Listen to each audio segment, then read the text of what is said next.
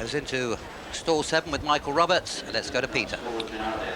And the winners of 34 races installed for the opener here at Royal Ascot, and they're running towards the right of the picture. Second set, coming over from the far side, is Star of Gdansk, and Lovelock is taking him along. Lovelock, the early leader, towards the right, towards the rails. Sykeston, last year's winner, is second over on the outside, Star of Gdansk. They're being tracked by Lahib, and towards the right of the picture, Exit to Nowhere under Freddie Head. Sykeston and Lovelock, these two from Star of Gdansk on the far side. Rudimentary's pulled his way into fourth, just ahead of Lahib as they race down past the 5-pole. Lovelock, Sykeston, Star of Gdansk on the far side. Rudimentary has taken a good strong hold. Lahib on the far side. On the near side, second set is running well. Then comes Exit to Nowhere. Gufalik on the far side. The back marker at the moment is approached the bench. Closely grouped up front now. Lovelock, Sykeston, Star of Gdansk, Rudimentary and Lahib as they race down past the 3-pole. And Sykeston, last year's winner, has taken it up now. Sykeston from Lovelock. Lahib producing a run over on the far side. Rudimentary trying to get on terms. Being pulled out now is second set for a run as they come down now towards the furlong pole, and still wide open. Lahib over on the far side comes to take it up narrowly. Lahib and Willie Carson. Sykeston on the near side. Lahib and Sykeston. Sykeston now with the advantage again from Lahib, and second set putting in a great run on the far side. Second set on the far side. Sykeston on the near side. Lahib between horses as they race towards the line. Second set on the far side. It's going to be a photo. Lahib and second set in a photo. Lahib, for me, may have just won it from second set, with on the near side Exit to Nowhere and Sykeston right up with them. It's very close indeed between Lahib and second set for me. Lahib under Willie Carson, number 7, and second set under Frankie Dettori, number 1. It's very close indeed, this photo. For the opener, here comes the announcement by the judge of the horses involved in the photo. Number 1, second set, and number 1, Lahib. And that, of course, is announced in race card order. These two, Lahib, the 4-year-old by Riverman out of Lady Cutlass, owned by Sheikh Hamdan Al Maktoum, trained by John Dunlop and written by Willie Carson. And second set, owned by Mr. Richard El Duchessois, trained by Luca Cumani and written by Frankie Dettori. In a close photo, which I think Lahib may have got up and just won by a fraction in the dying strides of the Queen Anne Stakes. Well, what a terrific race with which to start the Royal Meeting. Was second set a little bit unlucky. Frankie Dettori there, you can see, with yellow colours looking for racing room. Switches round Pat Edery in the orange colours here. While Willie Carson had a perfect position on the outside on Lahib, waits to make his challenge now. But it's last year's winner, Sykeston, who's the first to kick for home, and Michael Roberts just for a moment looked as though he'd pinched the race. Look at Frankie, who's had to go around 3-4 horses and finally makes his run 3 from the left now on the outside of Lahib. At the furlong marker, Sykeston still has a length advantage over Lahib, and now Frankie's got into it and starts a run that looks as though it was going to carry him home. In fact, he definitely hit the front inside the final furlong. But still, with 100 yards to go, it's Sykeston in front. Now second set seems to have headed Lahib on the outside. The 3 almost in line, but just as he got there, second set showed himself perhaps to be a little bit racing rusty, and in the last 3 strides of the race, Willie Carson forces Lahib's head in front. That's the way it looks to us from second set second, and a desperately close thing for third, as you can see. Perhaps Sykeston just holding on to it. Now you can see how Frankie Dettori just hasn't had the best of runs on from having to go round the horses there. Frankie in the yellow colours with Rudimentary on his outside, and here he goes. He's just looking for that run, as you can see, between horses, and Lovelock and Sykeston. Lovelock drops away there. Well, Frankie realizes he's not going to get through there, so he switches to the outside of Rudimentary, but still sees Star of Gdansk in front of him, so he's not going to go through that gap, so he's got to switch to another gap. Hopes to go through Star of Gdansk and Lahib.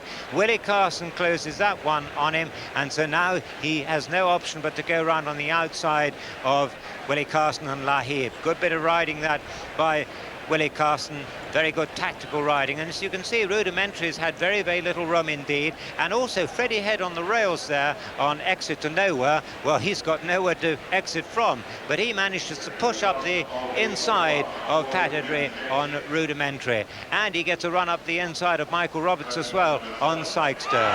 But meanwhile, the battle up front is between Second Set and Lahib. Second Set gets in front, probably 5 strides from the line, but Lahib forces his head in front on the line to win a dramatic 4-horse finish from Second Set, with Sykestone finishing 3rd and Exit to Nowhere 4th.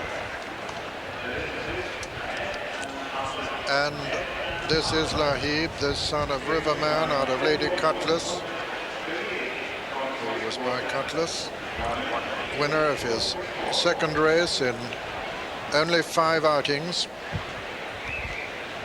Puts John Dunlop on the 23 mark for the season, and number 46 for Willie Carson, a previous winner of the Ritz Club Charity Trophy in 1980, 1983 and 1984.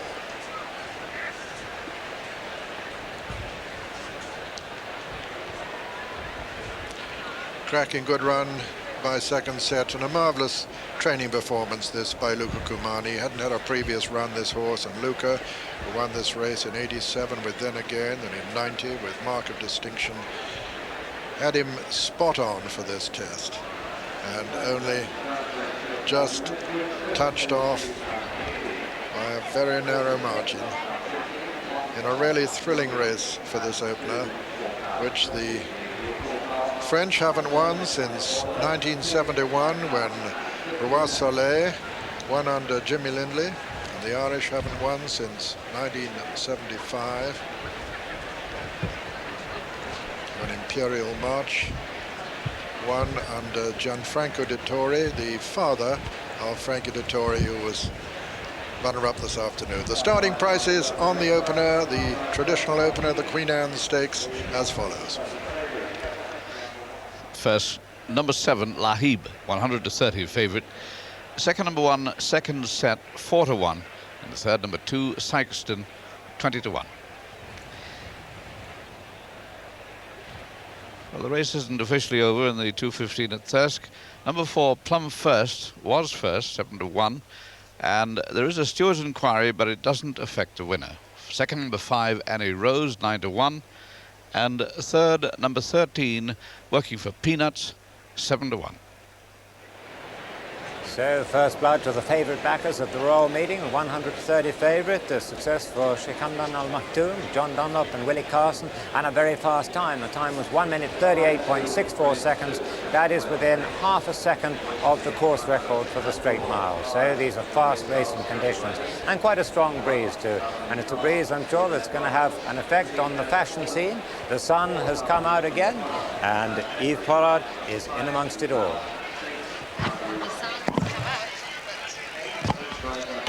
Sun has come out, but so is the wind, and we've been watching people hanging onto their hat, chasing after those giant cartwheels of straw that we've seen today. And here there's more of the black and white, and if I was going to choose another colour, it's pink, and of course yellow, as we've just seen in the Royal Parade. This is a very unusual small pillbox hat with a veil. I've not seen any veiling so far, except for this little hat. This is more the shape. And of course, when the wind comes out, it works just like a flying saucer, except you have to chase it all over the stands or wherever you happen to be standing. And there's a soft peach there that's very attractive, and she's got the matching shoes to go with it. Pink again, and this rather nice draped hat. I saw the draped hat of the Queen before, and this is a rather wider shape and a very pretty soft pink and blue check. I have to say that one of the reasons you can tell nobody's bought anything that's absolutely wildly, the tie. Now, if I may give you a clue for the winter, I think that we'll all be wearing little natty ties and shirts come the autumn. Black and white again, very simple outfit. Here, this looks like a girl who's dressed up to have fun, very relaxed and casual. There is a difference in the sort of outfits you see in the Royal Enclosure, and that black and white check suit with just that flurry of a little handkerchief in the top. First time, Opera House 5-2, Lucky Lindy 11-2 from 6-1, and let's go to Pete. And they're running. Mile and a quarter this time, and Furious going on in the early stages. Furious going on, and they're getting a pretty good gallop too as they race already towards the mile pole, begin to run right-handed, and Furious taking him along at a very good gallop. Gussie Marlowe over on the far side, then Young Buster on the inner. Behind then comes Telliman and Coringa Bay, and Desert Sun's the back marker. Furious the leader from Gussie Marlowe, and behind them Young Buster. Behind Young Buster and running strongly is Tel Kel. Just behind Tel Kel is Lucky Lindy, then Coringa Bay and Terriman and Kuyonga, perpendicular. Then Opera House, and finally Desert Sun. Passing the 6 furlong pole, Furious the leader from Gussie Marlowe and Young Buster and Kuyonga. Behind them come Lucky Lindley and Coringa Bay, and then comes Terriman with Opera House next and Kuyonga and perpendicular, and behind him Desert Sun, who's last of the 11, and Kurios as they race towards the half-mile pole. The leader still from Lucky Lindley, Young Buster in third. Behind Young Buster is Tel Kel on the outside, of on the inner Lucky Lindy. And racing into the home turn, still Furious the leader from Gussie Marlowe, Young Buster and Lucky Lindy in fourth. Just behind Lucky Lindy, Opera House making ground towards the outside. Terriman trying to get in a blow. Furious the leader because they come to the 2 pole from Young Buster, being pulled out now by Walter Swinburne. Coming there on the outside is Lucky Lindy. Young Buster's taking it up now, and here comes Kuyonga as they race down to the furlong pole. Young Buster the leader from Kuyonga for Allen, putting in a tremendous challenge. Young Buster and Kuyonga as they race into the closing stages. Kuyonga takes it up now from Young Buster, perpendicular, putting in a good run as they come to the line. Kuyonga's won it from Young Buster in second, and perpendicular in a photo for second, in fact, but probably third. Kuyonga the winner from Young Buster on the far side, perpendicular on the near side, and possibly a photo between those two, but no doubt that Kuyonga has rehabilitated herself. But there'll be an interesting camera angle to look at here to see whether Young Buster did get hampered inside the final furlong by the filly. We'll see that in the closing stages. Meanwhile, Kuyonga the winner in a photo for second between Young Buster and perpendicular. Well, what a race and what a comeback for Kuyonga, and you can see she's only got about 3 behind her as she straightens up, with Thoria still going strong, Walter Swinburne cruising on Young Buster, Lucky Lindy flatters in the green colours, one from the outside, Terriman on the wide outside of the main group. Opera House didn't pick up at all, and look at the great split that Warren O'Connor gets on the nose-banded Kuyonga, who bursts through here as Young Buster hits the front a furlong and a half down, and for a moment looks sure to win. But then Kuyonga comes with this terrific challenge, perpendicular following through. Lucky Lindy nothing more to give, and now it's just courage that gets Kuyonga through, because she's going into unknown territory. She's never raced beyond 9 furlongs before, and she battles on to the line. Terriman on the outside, as you can see, running on, perpendicular, swishing his tail as he comes to challenge Young Buster for second place. But Kuyonga wins it for Ireland. There is a steward's inquiry, and very close to second between perpendicular and Young Buster. Terriman is fourth. Now we can look at the head-on picture and see, was there any interference? One from the left is Young Buster, the winner, coming through, as you can see there. On the outside is Lucky Lindy. On the outside of Lucky Lindy is Terriman. And perpendicular, the horse, as you can see, just one off the rails, is just behind Young Buster there, and his rider looking for room there. Warren O'Connor riding with his whip in his left hand. Now perpendicular pulls off the rails there, and is there any interference here? Perpendicular and Willie Rahn certainly seems to be short of room as Kuyonga drifts to the right under strong pressure from Warren O'Connor. The gap is closed, but it certainly looked from the side on as if Kuyonga was a couple of lengths clear as she drifted over the rails. She goes a little bit further over the rails and just gives a nudge there to young Buster, as you can see. That was very late in the race, about 50 yards from the line, and Warren O'Connor straightens her out. So 2 possible pieces of interference there, but first past the post is very, very courageous filly Kuyonga.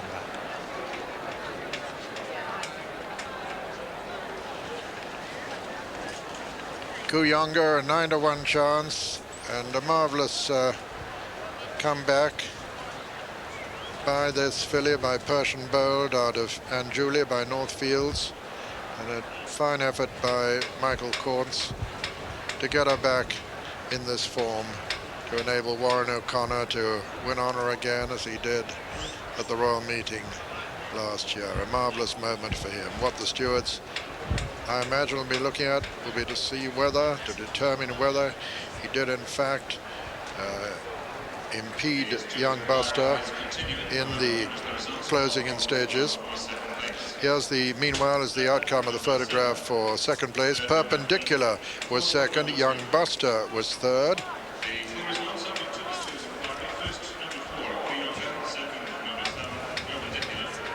And Terreman was fourth. Well, that will be in, that photograph will be in young Buster, be in Kuyonga's favour, because she'd have been in a more hazardous position if young Buster had in fact obtained the photo verdict over Perpendicular. But Perpendicular officially second and young Buster officially third, Terreman fourth, and the starting price is as follows. First number 4, Kuyonga, 9-to-1. Second number 7, Perpendicular, 20-to-1. And third number 8, Young Buster, 9-to-1. And the stewards, remember, are looking at the running of this one, stewards inquiry. News from Thirsk about the 250. That was won by 7, Persuasius, 12-to-1. Second number 5, Wasila, 9-to-2 joint favourite. And third number 8, Gamble, 10-to-1. Well, a contentious issues for the stewards here, and having looked at our head-on, it's quite clearly a case of Kuyonga being the best runner on merit, and she certainly didn't improve her position by the interference that occurred. But there is just a possible argument that Warren O'Connor might have been guilty of careless riding, since he didn't pull his stick through from his left hand till his right until very late, and after he'd caused interference to young Buster. Well, that's one that the stewards have got to sort out, but certainly Kuyonga was the winner on merit. We're now looking at the broader scene. Royal Ascot, obviously fashion has been one of the great features of the Royal Meeting over the years. Down in Australia, I think we usually regard Melbourne, the Melbourne Cup, as the centre of high fashion on the race course down there at Flemington. And with me now is the person who was voted the best dressed racegoer at the official champagne breakfast before the Melbourne Cup this year. She's Angela Bell McSweeney. Angela, first of all, how important is the fashion scene down in Australia in racing? Well, it's enormously important, Julie, and I feel that always racing and fashion go hand in hand. So it's very much part of the activity of the day for the girls to get dressed up and don their finest feathers and go off for a day at the races. Well, now you yourself, I should explain to our viewers, you're involved in promotional activities, and it's you who launched the Royal Randwick Fashion in the Field competition back in 1984. First of all, how did Royal Randwick come to be called Royal? We're very lucky. The Queen came out in February to open our $30 million stand, our new public stand, and she gave the consent for it to be called Royal Randwick, and it's really the most magnificent horse track. And this fashion in the field thing, has that become a big part of the day's racing there? Well, it's enormously important. I was invited by the Australian Jockey Club to come in 1984 to see what I could do to introduce glamour and excitement. So I introduced the fashions in the field, and we have men going in the competitions. We have competitions for the loveliest mother and little daughter. We have competitions for the best dressed young gent, and it's very much a family day, and the prizes are fantastic, over $100,000 worth of prizes, and many of the sponsors who've come along, coming in through my fashion arena, have then gone on to sponsor major races. So it's been a a promotional activity, I think, and it's increased the glamour and excitement connected with Australian racing. Do the Australian Jockey Club and the race promoters, do they regard this as a good thing, beneficial for Australian racing? Yes, I'm sure they do, because I think, you know, a day at the race is really at the theatre of life. So I think anything that adds to the activity, and I'm quite sure they're most delighted with the sponsorship that's come through the Fashions in the Field. Well, as well as to a mile from a mile and a half. £100 prize given by the Ascot Authority is number 8, Zahi. Zahi, fourth in the French 2,000 guineas.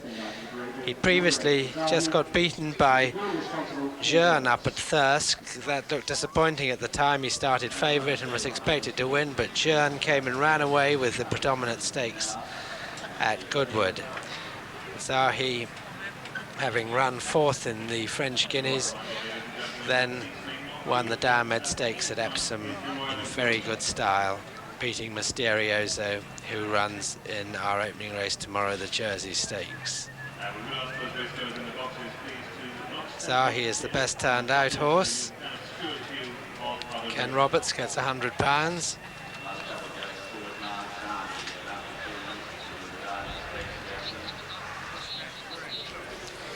And a brief postscript to the Prince of Wales Stakes. We hear that Warren O'Connor has been suspended 6 days for his riding of Kooyonga for careless riding and causing interference to Young Buster, also for excessive use of the whip. Warren O'Connor banned for 6 days.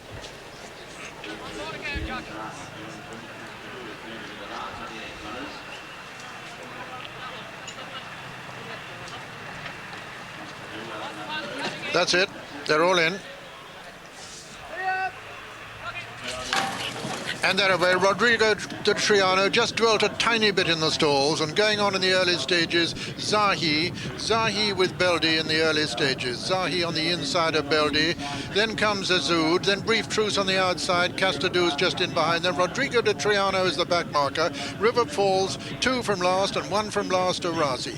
And still Zahi making it from on the outside. Beldy tucked in behind is Azud. Big Truce on the outside. Castadou comes next, then Arazi, then River Falls, and then Roderigo de Triano, the back marker, as they race now towards the 5 furlong marker. And Zahi still the leader from Beldy. Behind Beldy is Azud, and then Brief Truce on the outside. Castadou, then Arazi, River Falls, and Roderigo de Triano. Half a mile from home now, and as they pass the half-mile pole, it's Zahi the leader from Beldy. Behind Beldy is Azud, then Brief Truce, then Castadou. Arazi poised just in behind Castadou. Roderigo de Triano still last as they swing into the home stretch now with 2.5 furlongs to run, and it's Zahi the leader from Azud. Then comes Beldy on the outside. Brief Truce, Castadou putting in a good run. Arazi's been switched to the outside. Roderigo de Triano also. It's Zahi in the lead over on the far rails. Here comes Roderigo de Triano towards the stand side on the left of Bigot. Over on the far side, Zahi, but Roderigo de Triano finishing fast on the near side. Zahi as they race up towards the line from Brief Truce and Roderigo, and Brief Truce and Zahi have passed it together from Azud and Roderigo de Triano and Arazi. It's a photo finish between Zahi on the far side and Brief Truce on the near side. A dramatic climax to this St James's Palace Stakes, with the judge calling for a photo between Brief Truce, number 3, owned by Moyglaire Stud Farms, trained by Dermot Weldon Ireland and ridden by Michael Kinane, and Zahi, owned by Sheikh Hamdan Al Maktoum, trained by Tom Jones and ridden by Richard Hills. And these two have ultimately distanced the remainder, with Azud probably just third ahead of Roderigo de Triano, who came with a run towards the stand side but who petered out very quickly inside the final furlong. Well, what a race and what a disappointment, Arazi. Leicester comes into the straight last on Roderigo de Triano, but for a moment it looked halfway up the straight as though he might do it. Zahi, who's forced the pace, still holding Azud here. Beldy four from the left. Here comes Brief Truce on the outside. Arazzi just flattered for a moment, but when Steve went for his whip, there was nothing in the locker. And then came Leicester, last and widest of all, and for a moment it looked as though he might pick up. He went past Arazzi, but the others had a length and a half on him. Zahiu's run with such terrific courage, keeps battling away on the far side, but now this great big race jockey, Michael Cannan, throws down his challenge on Brief Truce. Blinkered for the first time today. The blinkers have helped him. Roderigo's still got only half a length to make up in the last 150 yards, but he hasn't the resources to do it. Arazzi's beaten here, and as the line gets closer, Brief Truce thrust his head in front just on the line from Zahi, with Rodrigo de Triano third. Well, what a terrific race this was to watch, but you can see that Leicester has been forced 7 horses wide as they come to the 2 furlong marker. There was no point in trying to be clever here because there are a lot of horses in there with a chance. Left to right, Zahi, Ezud with a noseband, Castadou flattered for a moment, and also Michael Cannan's mount just possibly edging to the right a little bit there, Brief Truce, and Arazzi, well, Leicester didn't want to be taking liberties with Arazzi, so he's come wide, but has had to pull his whip through to in his left hand here because Rodrigo slightly overate the cake. But it's on the inside that the action's all happening, and Zahi, with Richard Hills riding with his whip in his left hand, faces one of the strongest finishers in the business in Michael Cannan. Neck and neck they race to the line. Ezud hangs on in there with his hood. Leicester looks over and knows that he's just got too much to do on Rodrigo, and in the end it's the horses who finished third in the Irish 2000 and fourth in the French 2000 who come to beat the Great Arazzi and the Dual Classic winner. So the numbers that the jockeys and everyone in the stands are waiting to hear called by the judge: number 8 Arazzi, number 3 Brief Truce. It certainly looks as though the Dermot well-trained. Race, Adam. Yes, that's it. They're all in. And they're away. Nordic Brief fast away towards the right of the picture, showing up their Pursuit of Love in the early stages, and Mysterioso in the centre, and Reported going on now with Cloud of Dust. Reported and Cloud of Dust together from Euphonic just in behind them. That's on the right of the picture, King Olaf isolated. Over on the far side, Fair Cop showing very good speed, but Reported and Cloud of Dust disputing it from Euphonic. Mysterioso just in behind them. Then comes Pursuit of Love over on the far side with Fair Cop. On the near side, it's King Olaf. As they race now down towards the halfway mark, Reported, Nordic Brief. On the far side, Fair Cop, Pursuit of Love. On the near side, Euphonic coming there, King Olaf coming there as well. Over on the far side, Fair Cop now taking a fractional advantage on the far side from Pursuit of Love. Reported in the centre, Prince Ferdinand coming there strongly now over on the far side, coming between Pursuit of Love and Reported. Prince Ferdinand coming to challenge for the lead now as they race into the closing stages. He's hanging a bit to the left under John Reed. It's Prince Ferdinand, though, is taking it up as they race towards the line from Pursuit of Love. Prince Ferdinand's going to win it at the line. Prince Ferdinand's the winner. Pursuit of Love is second. Fair Cop is third. Reported is fourth. That's the 1, 2, 3, 4 in the jersey. And so the result: first, number 2, Prince Ferdinand, owned by Miss J. Winch. He's a syndicate horse, in fact, but running in the colours of Miss J. Winch. Trained by Matty McCormick and ridden by John Reed. Second was number 3, Pursuit of Love, owned by Lord Howard of Walden, trained by Henry Cecil and ridden by Michael Cannan. And third was number 1, Fair Cop, owned by Prince Fard Salman, trained by Paul Cold and ridden by Alan Munro, with fourth, number 10, Reported. Beautiful ride this by John Reed. Look to him, 5 from the left there with the white cap, poised on the heels of Pursuit of Love. The long-time leader, the Irish runner, Reported, also in the white cap and the blaze there. Already the favourite, 3 from the right, is well under pressure and going nowhere, this filly, and King Olaf right on the right there, flattered for a moment. At this point, it was Pursuit of Love, who hit the front, but he likes to stick his toe in the ground fast enough for him. Fair Cop's run a marvellous race, first race of the season on the far side, just for a moment looked like winning, but now John Reid, the Derby winning jockey, has brought Prince Ferdinand through. This horse who won on the course at this meeting last year on the Saturday, and he won't be beaten. Pursuit of Love keeps battling away to the line under Michael Kinnan, but it's John Reid's year. A Royal Ascot winner complementing his Derby success. Fair Cop back in third, and the Irish horse has run a terrific race in fourth. Beautifully ridden by John Reid. You can see there he is, just behind the Irish animal here, and just waiting for the split between that horse Reported and Pursuit of Love. Well, it came, although John had to be patient for it to come, because once again it was Warren O'Connor of yesterday's Kuyonga fame who was riding the leader, had his whip in his left hand, and or doesn't at this point, has it in his right hand at this point. He's going to pull it through in a moment, so John's just waiting there, waiting. This is where Warren pulls his whip through to his left hand now, but luckily Pursuit of Love's just drifted a little bit to the right. There's just a big enough gap for John Reid to go through, and luckily the Irish horse keeps running straight. They've come very close there, as you can see, Reported and Prince Ferdinand, but Prince Ferdinand bursts through and wins in terrific style under John Reid for Matty McCormick and this syndicate of owners who will have a day they'll never forget. Wins from Pursuit of Love, and on the left, Fair Cop. Yes, that's the great thing about this game. Morning, being exercised, but still I like the look of the stalls very much. I think she's just about in. Just Lyric Fantasy to go now. Under Michael Roberts, due into stall number 10, the favourite.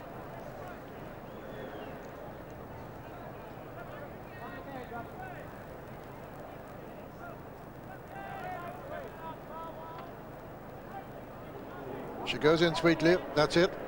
They're all in, all 13 for the Queen Mary. And they're running. And a good even break. Toledo Queen shows speed in the centre, and Lyric Fantasy goes straight into the lead over on the far side. Lyric Fantasy blazing the trail under Michael Roberts, with Moody's Burn towards the stand side and Hamsar quite well up too. But Lyric Fantasy over on the far side, Moody's Burn in the centre, Lucky Parks in the sheepskin nose band towards the right of the picture, Hamsar between horses, making ground is Holly Golightly over on the far side, but coming down to the 2 marker, and it's the favourite Lyric Fantasy blazing the trail still from Lucky Parks on the near side. Making good progress is Star Family Friend as they come to the furlong marker, and Michael Roberts still well clear on Lyric Fantasy. Toledo is making good progress, but this one has it well so. Lyric Fantasy strides up to the line. Mystic Goddess has moved into second, but Michael Roberts gets his name on the board in the Ritz Club. Lyric Fantasy, a brilliant winner from Mystic Goddess, and two Can Do. That's the 1, 2, 3, and my goodness, the most impressive winner of the meeting. Number 7, Lyric Fantasy, owned by Lord Carnarvon, trained by Richard Hannon, his 61st winner of the season, and ridden by Michael Roberts. They're all in underway. Vednu over on the far side, but Absurd goes on. Absurd from Vednu, these two. Mahasin is close in third. Then comes Katakana, and now Katakana going up to join Vednu with Mahasin close in third. Absurd's been dropped back into fourth. Then comes Marling. Behind Marling is Soiree. Culture Vulture is the back marker. Vednu is the leader. Katakana's taken a very strong hold just in behind Vednu, and on the outside of Vednu is Mahasin. In fourth place is Absurd getting closer. Then comes Marling in the sheepskin noseband, then Soiree, and then Culture Vulture. Mahasin going right up sides Vednu now as they race towards the turn. Vednu on the inside of Mahasin, then comes Katakana, then Absurd just in behind them, then Marling, then on the outside is Soiree. Culture Vulture still just the back marker as they turn round into the straight now. They've got 3 to run in the Coronation, and it's Vednu being pressed by Mahasin. Behind them comes Katakana, 2.5 furlongs to run. Mahasin with coming on the right of the picture with a wet sail now is Walter Swinburne on Marling. Marling now in the sheepskin noseband. Comes the third, comes to take it up. Culture Vulture beginning her challenge over on the far rail. But it's Marling from Culture Vulture now as they enter the final 150 yards. Culture Vulture putting in a tremendous challenge to Marling, but Marling holding Culture Vulture as they race up towards the line. It's Marling from Culture Vulture, the big two, and Marling's going to win it at the line. Marling is the winner and Culture Vulture is second. It's a photo for third, and a very close photo indeed between Katakana, Vednu and Absurd. Behind them and a long way back came Mackeson, and last was Soiree. And so the result of the 1992 Coronation Stakes is first, number 5, Marling, owned by Mr. E.J. Loader, trained by Jeff Ragg and ridden by Walter Swinburne. Second was her big rival, number 2, Culture Vulture, owned by Mr. Christopher Wright, trained by Paul Cole and ridden by Richard Quinn. And it's a photo of a third place and a very close photo indeed for third between Katakana, Vednu and Absurd. Well, what a brilliant, spectacular performance again by Marling. What a wonderful filly she is, and a wonderful run too by Culture Vulture, who didn't have the best of runs at the 2 furlong marker, but eventually got clear, seemed to have every chance in the last furlong, but was just beaten by a better filly, the winner of the Irish 1,000 guineas, beating the winner of the French 1,000 guineas. And what a marvellous duel between them, leaving the others 7 or 8 lengths behind. Marling, whose ancestor Pretty Polly won this race in 1904, upholds this remarkable family, the Giles Loader family. Now Edmund Loader is the master of Airfield Lodge Stud, and this is one of his greatest triumphs as an owner-breeder. This is where Richard Quinn's looking for room between Vednu and Mackeson, and just for a moment seemed to be checked in his run. And as Walter Swinburne says go to Marling, just drifts a little bit to the right. There was a tiny concertina effect, but Richard Quinn's got clear in good enough time. If she'd been good enough below the distance to go and beat Marling, if she'd been good enough, she'd have done it. But now Walter has to make a demand on the reserves of Marling, who there was stamina doubts expressed about earlier in the season, but she's stayed out the mile really well here because they've gone from pillar to post. And in the last 100 yards, you can see she's holding on to this 3 parts of a length lead over her great rival, Culture Vulture. She holds it to the line with the third horse, now confirmed as Katakana, 6 lengths back in third. Well, let's take a look at the head-on coverage and see the difficulties that Culture Vulture experienced. There she is, as you can see, and Richard Quinn just looking for the gap between Vednu and Mackeson on each side. Vednu there, Mackeson here, while Walter's on the outside on the winner, Marling. Now this was a vital 100 yards of the race, and in a perfect world with Walter first run on the outside, Richard would have liked that gap to have opened just a little bit earlier. He had a beautiful gap in the French 1,000 guineas to go through. It hasn't opened quite so quickly then. As you can see, Willie Carson just had to snatch up there as Richard does get through on Mackeson, but Mackeson was beaten at the time. And now you see Marling has just drifted over a little bit to the right as she made her run. But Richard Quinn is able to move over to the rails now because Vednu, Michael Roberts' mount, has weakened. And from here on, it's a great duel between the two. And from here on, these two put 6 lengths between themselves and the rest. 2 wonderful fillies. Richard Quinn, as you can see, holding his filly together, hands and heels. Walter's just given his filly a couple of backhanders to make her stretch in the last furlong, and they've gone away. A wonderful winning performance by Marling, a wonderful moment for the Loader family. They're away.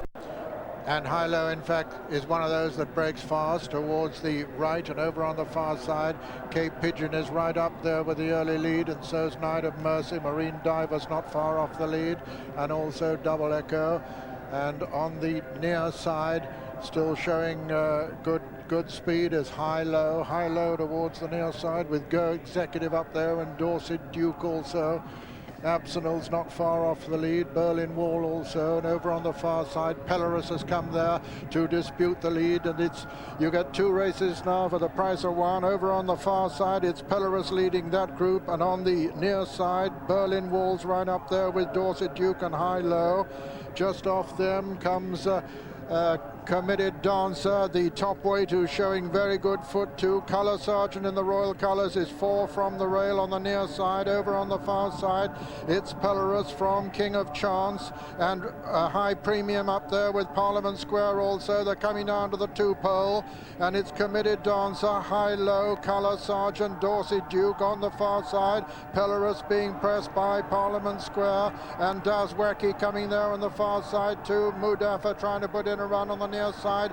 Colour Sergeant and high-low, and it's Colour Sergeant in the royal colours on the near side from high-low, and then Gymcrack Premier putting in a tremendous run, and over on the far side, Night of Mercy on the near side. It's Colour Sergeant from Gymcrack Premier, Colour Sergeant from Gymcrack Premier. Colour Sergeant has weathered in the royal colours. Gymcrack Premier is second, Dorset Duke is third. It's a photo for fourth between Crew Exceptionnel and high-low, but the Queen has won the 1992 Hunt Cup.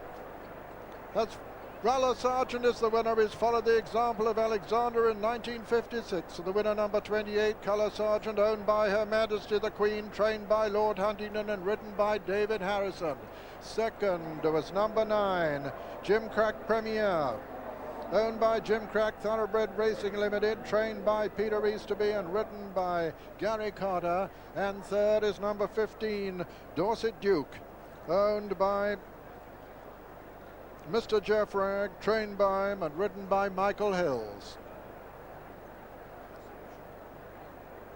What a wonderful training performance this is by William Huntingdon, always in the van. David Harrison produced him at about the 2 furlong marker to take on high-low and go on to win. Gymcrack Premier also in the pale pink colours, well in contention at this point. But at this stage, the Queen's horse has got it won, and the cheers went up from the crowd. First run of the season, what a training performance. Gymcrack Premier closing all the way to the line. Dorset Duke back in third, high-low back in fourth. Those on the far side had no chance at all. The Queen's horse has won it on his first run of the season. Far side. That's it. Montage nearest to us. Christ's sake, get that whip in your hand. Doggies! And they're away. Fast break by Colway Bold in the centre, showing plenty of foot, and Colway Bold just about leading him in the centre. Over on the far side is Amiga Menor, and on the stand side, Sizzling Saga and Lester Pickett, the sheepskin noseband towards the right of the picture, that is. Colway Bold over on the far side. Shelford's up there too, so's Central City, and on the near side, Sizzling Saga being tackled by Filed Flyer.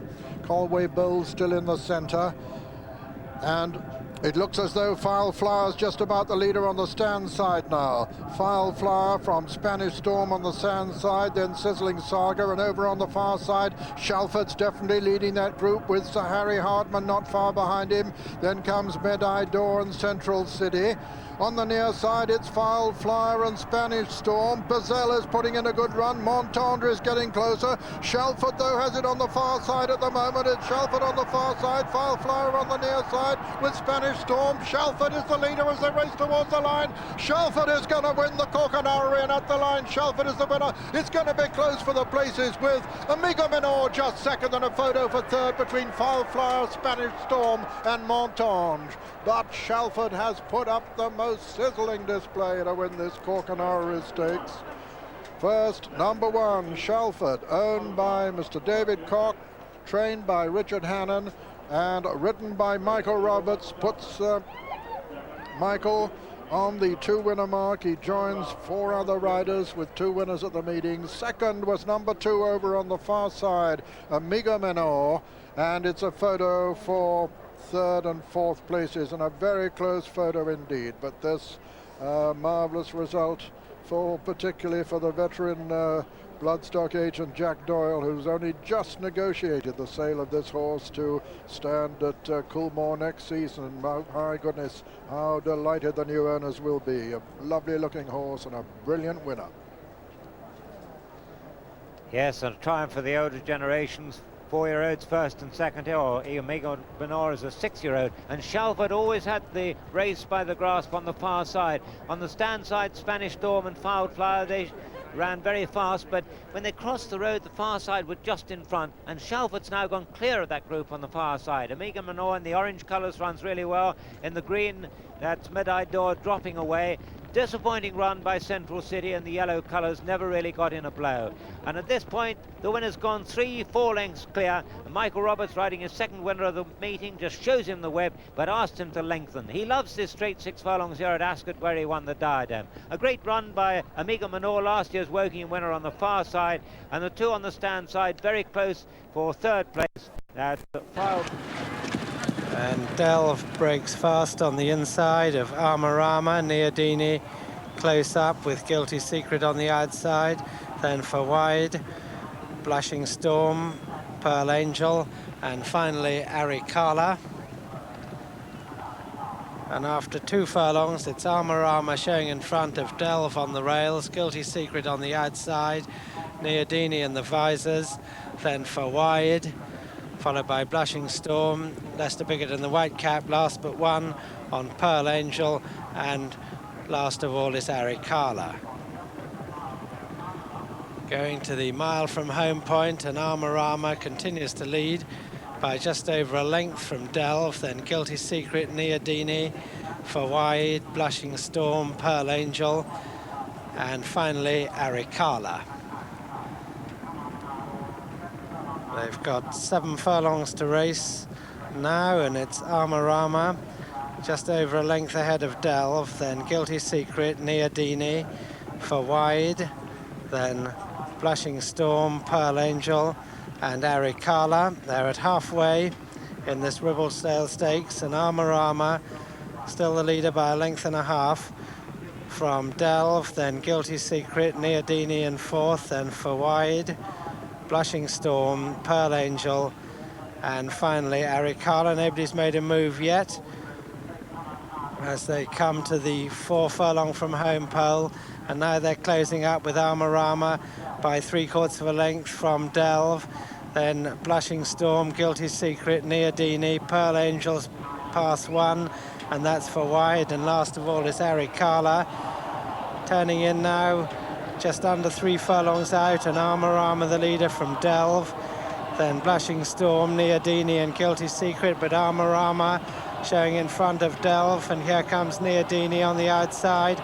Blushing Storm comes next, but Armorama is staying on really strongly for Michael Roberts, with Neodini coming to put in a challenge, the pair of them going clear of Delve and Blushing Storm, but Armorama the leader from Neodini, and Neodini looks like being second again because Armorama's staying all in the Windsor Castle under orders, and they're away.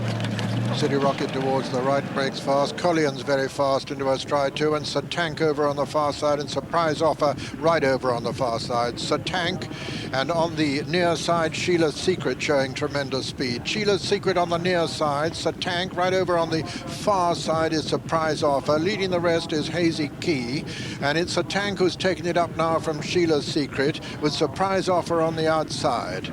In the centre, the sheepskin noseband, Satank towards the right, Sheila's Secret still running very fast. Over on the left, being shaken up now by Michael Cannan is Surprise Offer. Collion has moved into 4th place ahead of Hazy Key. Just in behind them comes City Rocket, but it's still Satank the leader as they come down, they hit the furlong pole. Satank the leader from Surprise Offer on the far side, and here comes Collion in the right of the picture now, just getting into the frame. Satank on the far side, Collion finishing fast on the near side as they race up towards the line. Satank from Surprise Offer, and Satank has won it from Surprise Offer, and Collion third, a very close third. It could be a third over second and third, and Hazy Key came after them, and behind Hazy Key was City Rocket, but Satank has made a greater part of the running here to win this Windsor Castle. Satank, number 6. Very well, but was then outpaced over the first 2.5 furlongs, and Satank was very quickly in the front rank. Pat Edery had him very quickly into his stride, but Sheila's Secret was always up there with him. On the outside, the surprise horse, Surprise Offer, ran fast for 4 furlongs and ran on now too. Now Walter Swinburne switches to the inside of his rivals as Richard Hannon's horse Sheila Secret drops away, and just for a moment it looked as though Collian was going to throw down a challenge that might be successful in this strong wind. But Pat Eddery holds Robert Sanks's horse together really well, and in the end it's surprise offer on the far side with Michael Cannan, who is as great a threat. But Pat's horse always looked like holding the two challengers, and this is a great triumph for Billy Watts, who doesn't have as many runners at Royal Ascot as he used to do, but shows that if he's got the kit, then he's still good enough to do it. Collian closing all the way. You would think that he really wants 6 furlongs now. And running for the Chesham Stakes, Hugh Marm and Lord President fast away. Nuriandra towards the outside, Jervia tucked in just behind with Al Jassaf, and also close up is Great Diplomat. After just over a furlong, Lord President on the right of the picture, Hugh Marm in the blue colours on the outside, Nuriandra, the other three, Al Jassaf, Jervia and Great Diplomat, all close up as they go across the road.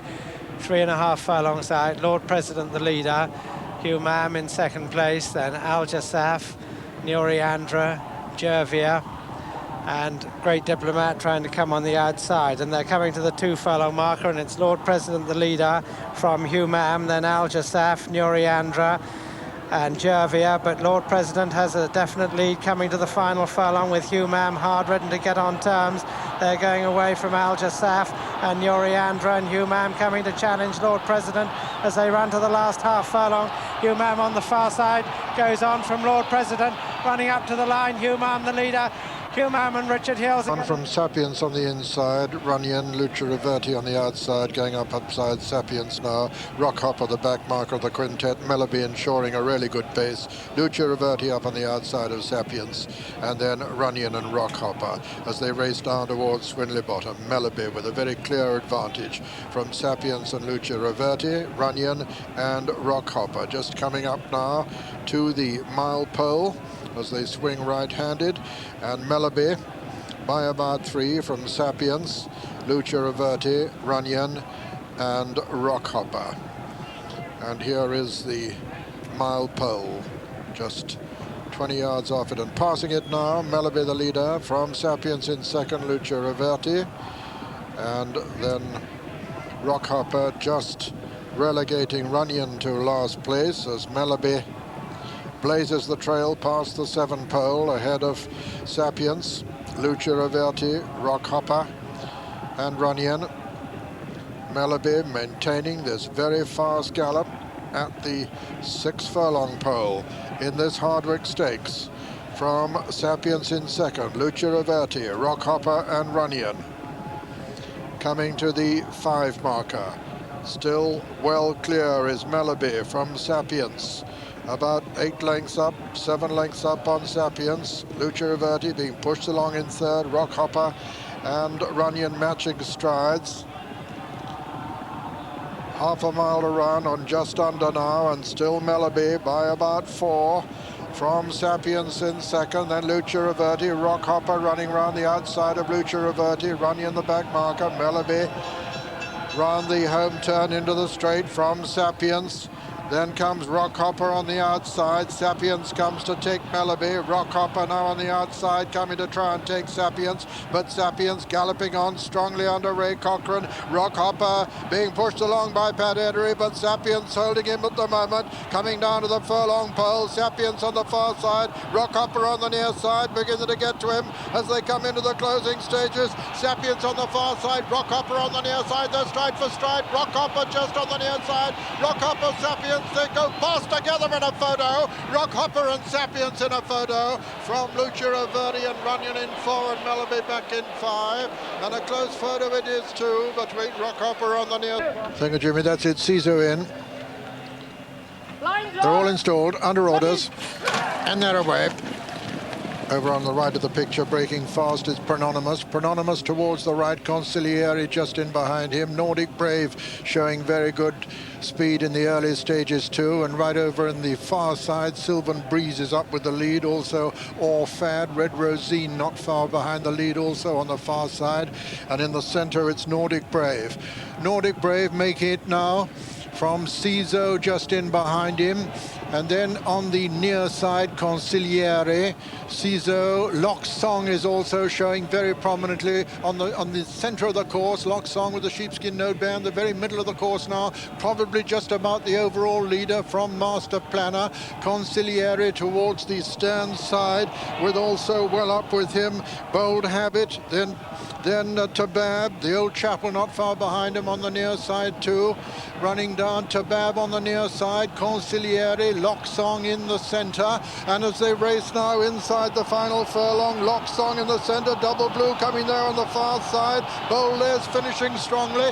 And now coming there to join him is Red Rosane. Red Rosane gets there on the line from Double Blue. And KV, they're the 1, 2, 3, Red Rosane, Double Blue, and KV. They had it in the center of the course in the end. And so the result of the 1992 Wokingham. Across the course, and one after another flattered. On the stand side, Consigliere just one off the rails with the yellow cap, looked for a moment to say he might pull it off. And then Michael Roberts on the far side and Double Blue in the emerald green colours, he looked to say he might win. In the centre, Lock Song had always been there, but in the end it was Red Rosine in the white colours with the light blue triple diamond, who's burst through, Street on the far side with Gary Carter to cut down Lock Song, who at this moment looked as though he might do it. KV in the dark green colours, finishing really well on the far side in the yellow cap, the white cap, and the ones on this side don't get home in the end. And here Red Rosine hits the front, Double Blue battling on the far side, KV, Lock Song, these four drawing clear, but it's the centre of the course who has it, and Gary Carter drives this mare, Red Rosine, trained by Jimmy Wilson at Preston, for a famous victory. What did you say? Well, I think there's only one to go, and that is, in fact, the Wolfhound with Steve Cawthon. Peter. That's it, Wolfhound in. That's Sheikh Albadou nearest to us. Mr. Brooks upsides him, and a good even break. And flowing is very fast into his stride, so Sheikh Albadou towards the right. Over on the left, showing very good foot, is another episode with Paris House upsides. It's another episode and Paris House, these two blazing the trail. From on the near side, Sheikh Albadou, El Yassaf's up there. Mont Bleu is being chased along towards the left of the picture. LBO's travelling just in behind another episode. El Yassaf right in the fighting line, but Paris House with the advantage. Paris House with the advantage as they come to the halfway mark in the King's Stand. Flowing, LBO producing a challenge over on the far side. Paris House, LBO, and on the near side, Sheikh Albadou getting right into the picture too. They're racing down to the inside the final furlong, and Sheikh Albadou has just taken it up on the near side. LBO putting in a tremendous run on the far side. Mr. Brooks on the near side, and at the line it's a photo. Sheikh Albadou's just won it from Mr. Brooks and LBO. Sheikh Albadou has just won it from Mr. Brooks and LBO, the two placed horses, I think. Performance, this is a real champion. There he is, one from the right as Paris House blazed a trail, went really fast. Another episode dropped out quickly. Look to the right, and Mr. Brooks, there was a question of 5 would be far enough for him, but he's run a terrific race. LBO's had to switch round his entire field. As you can see, he switches to the outside of Mont Bleu to make his challenge. But it's here that Sheikh Albadou's brought to the front by Walter Swinburne, hits the front at about the furlong marker. Look to the right to the challenge from Mr. Brook, and to the left the challenge from LBO, who's just had too far to go. It was a really bad passage for him. And Flowing, of course, the grey horse, that's run a really good race as well. Here, Walter faces a terrific challenge from the old man on Mr. Brooks, and the two of them fight neck and neck to the line. On the outside, LBO just got too much to do, and Mont Bleu can't quicken today. And Flowing hanging on in there, and the Sheikh Mohammed colours closing, also Wolfhound to get nearest at the finish. But in the last furlong, Sheikh Albadou holds the strong challenge of Mr. Brook, wins by about a neck or half a length. LBO probably just holding third place from Wolfhound, and no more than a length between them.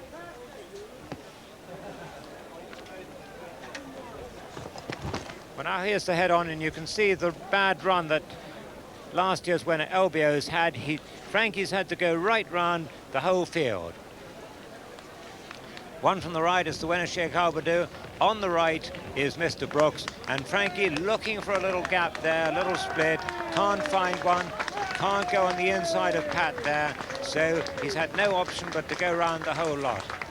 He's following through there and looking for daylight behind El Yassaf, and the daylight just isn't there, so Frankie has to sweep the whole way round. Switches violently now round behind Pat, and I think that manoeuvre might have cost him a couple of lengths, certainly as far as he was beaten. If he just had that good run through, which might have come between the grey and the El Yassaf, who knows, he might have won, but you can't take too many chances in a Group 2 race. Meanwhile, it's hectic up front. Walter asking for everything from Sheikh Albadou, this horse who pleased him so much in his gallop at Newbury last Thursday. And Mr. Brooke, running for the first time for Richard Hannon's stable, has run a really mighty race. And Wolfhound, who just found this 5-2 sharp, just behind those two. Trying to get the mile here today. I think we'll see Walter Swinburne holding him up right till the last minute, John. No doubt about that, Jimmy. He'll make every effort to let Sheikh Albadou stay the distance. The only other one in the stalls is Star of Kazin. Cash Asmussen rides. That's Marling just coming in to stall 7 near the inside. Second set goes in. Pat Edry will also be waiting on Marling. He and Walter Swinburne are guaranteed to ride waiting races.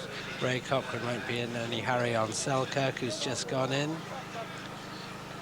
Marling is 11-10, second set 7-2, Selkirk 4-1, 11-1 bar 3. This is rudimentary, sure to run a good race. And Sykeston will be the last. He prefers softer ground, though he did run very well at Ascot. Here's Peter O'Sullivan. That's it, they're all in. They're under orders for the Sussex, and they're away. Break well, they don't break particularly fast, and Thurius is going to go on. Thurius taking him along now from Rudimentary, has gone second. Sykeston over on the far side. Marling's in quite close touch in 4th place, and Thurius has now settled down to a really strong gallop. Thurius going on by about 4 from Rudimentary. He was about 5 up on Marling. Gap then to Sykeston. Behind Sykeston on the inside is second set. The back marker is the French challenger, Star of Cosine, and a long way behind the remainder. And Thurius passes the 5 furlong pole, clear of Rudimentary in second, Marling third. Then comes second set, 4, 5, Sykeston, 6 is Selkirk, 7 Sheikh Albadou waiting in behind him, 8 is Star of Kazin. They swing into the straight. They've got 3.5 furlongs to run. Thurius is still making it, the 3-year-old from Rudimentary. Marling is poised in 3rd place. Then comes Selkirk, then Sykeston on the outside, Sheikh Albadou, and second set comes next, and finally Star of Kazin. And it's still Thurius, the leader from Rudimentary. Marling coming there very strongly. Sheikh Albadou being shaken up. Selkirk's coming there strongly towards the right of the picture now. Rudimentary, Marling and Selkirk. Selkirk's come to take it up from Marling. Second set's putting in the challenge now, but it's Selkirk the leader as they race into the closing stages. It's Selkirk with Marling fighting back. Marling is fighting back and gonna win it. Marling is gonna win it at the line. Marling and Selkirk in a photo. Marling and Selkirk in a photo with second set third. It's a desperately close photo. I think that Marling may have just fought her way back to win by the length of a cigarette paper. If she has, it's very, very close indeed. Selkirk had an undeniable advantage with 100 yards to run, but Marling would not be denied. She fought and fought and fought, and she may have fought her way back to the #1 spot. Marling is number 8, Selkirk is number 3. See what you think as we see them cross the line again. Well, we knew she was brilliant. Now we know she's incredibly brave. Never travelling quite as well in the race this time. Ran a little bit free. And when Pat's produced her there, she's not produced a brilliant acceleration the way she has in the past. And Selkirk was always going a little bit better. Selkirk eases just across second set there. Walter Swinburne waiting to challenge in the inside. Sheikh Albadou has no room. And the two of them now go clear. Selkirk hits the front inside the final furlong. Marling looks beat. Pat Edry goes for everything. Selkirk's a neck up. Second set set running on really well in third place now, but too much to do. And now Marling showing all the grit you could ask of any racehorse, thrusts her head in front with 50 yards to go. But then Selkirk comes back at her in the lying strides. The big one against the small one, the big colt against the bravest little filly, and it's on the nod again. And whose head's got there first? It looks like Marling's put her head down on the line to beat Selkirk and second set in one of the great races for the Sussex Day. And once again, they're betting very, very close on this photo. There's All at Sea going in, narrowly beaten in her last two races, back over today's trip of a mile and a quarter, 85 yards, but they break away for the Juddmonte International, and through the first furlong, Ruby Tiger, Massad racing fast, Zoman up with the pace, Al Nasser Al Washik runs a rail, Terrimon's in there. Seattle Rhyme is tucked off the pace, and so too is Roderigo de Triano, and Koyonga normally held up in the last three. Quite closely grouped, the pace strong as they go through the first furlong so, and it's Al Nasser Al Washik that gains the day, in the yellow jacket, the rail. Terrimon the grey on the outside, Zoman, followed through by Bob Zao, Dr. Devious position 5, Ruby Tiger out wide in 6, All at Sea the rail 7, Massad in 8, a break of a length and a half then to the others, headed by Gussie Marlowe. Koyonga's on the outside, Seattle Rhyme, and Leicester's put Roderigo to sleep in the back of the field. They've passed the 7 pole, and it's Al Nasser Al Washik by a length now. 2 in second place, Terriman, Bob Zao the rail, Zoman out wide, a line of 3 for second place, then the Devious, Dr. Devious is in 5, they've passed the 6 furlong marker, and then Ruby Tiger out wide, and All at Sea and Massad, and then Koyonga and Seattle Rhyme and Gussie Marlowe, and Leicester on Roderigo is the trailer as they come down past the 5 pole, and it's Al Nasser Al Washik, Steve Corfin out in front, Zoman just being niggled along, Bob Zao rails well, Dr. Devious on the outside of Terriman. Koyonga's having to pull wide for room and wide for a run, and they're just leaving her a little bit flat-footed as Al Nasser Al Washik on the bridle, clear by 2. Here comes All at Sea with a wet sail. Dr. Devious on the outside, off the pace, and Seattle Rhyme is getting cheekily nearer. They leave the 3 behind them. Al Nasser Al Washik, All at Sea, Dr. Devious, Seattle Rhyme back on song. Here comes Roderigo de Triano, the blue sleeve jacket with a run. Then past the 2, Al Nasser Al Washik, All at Sea. Roderigo de Triano on the outside of Dr. Devious. Then Seattle Rhyme followed by Massad and Zoman. They've raced down to the final furlong, and it's Roderigo de Triano and Lester Biggett. Panettary All at Sea, the pink cap, but it's Roderigo de Triano who lengthens and goes on.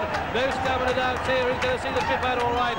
Roderigo de Triano, All at Sea fighting back, but Roderigo de Triano holds it from All at Sea second, and then in third, photo third, Seattle Rhyme and Dr. Devious, followed by Massad, Zerman, Al Nasser Al Washik, Ruby Tiger, who was a bit disappointing, followed then by Gussie Marlowe and Terriman and Bob Zao, and tailed off and virtually pulled up through the last furlong is the favourite Koyonga.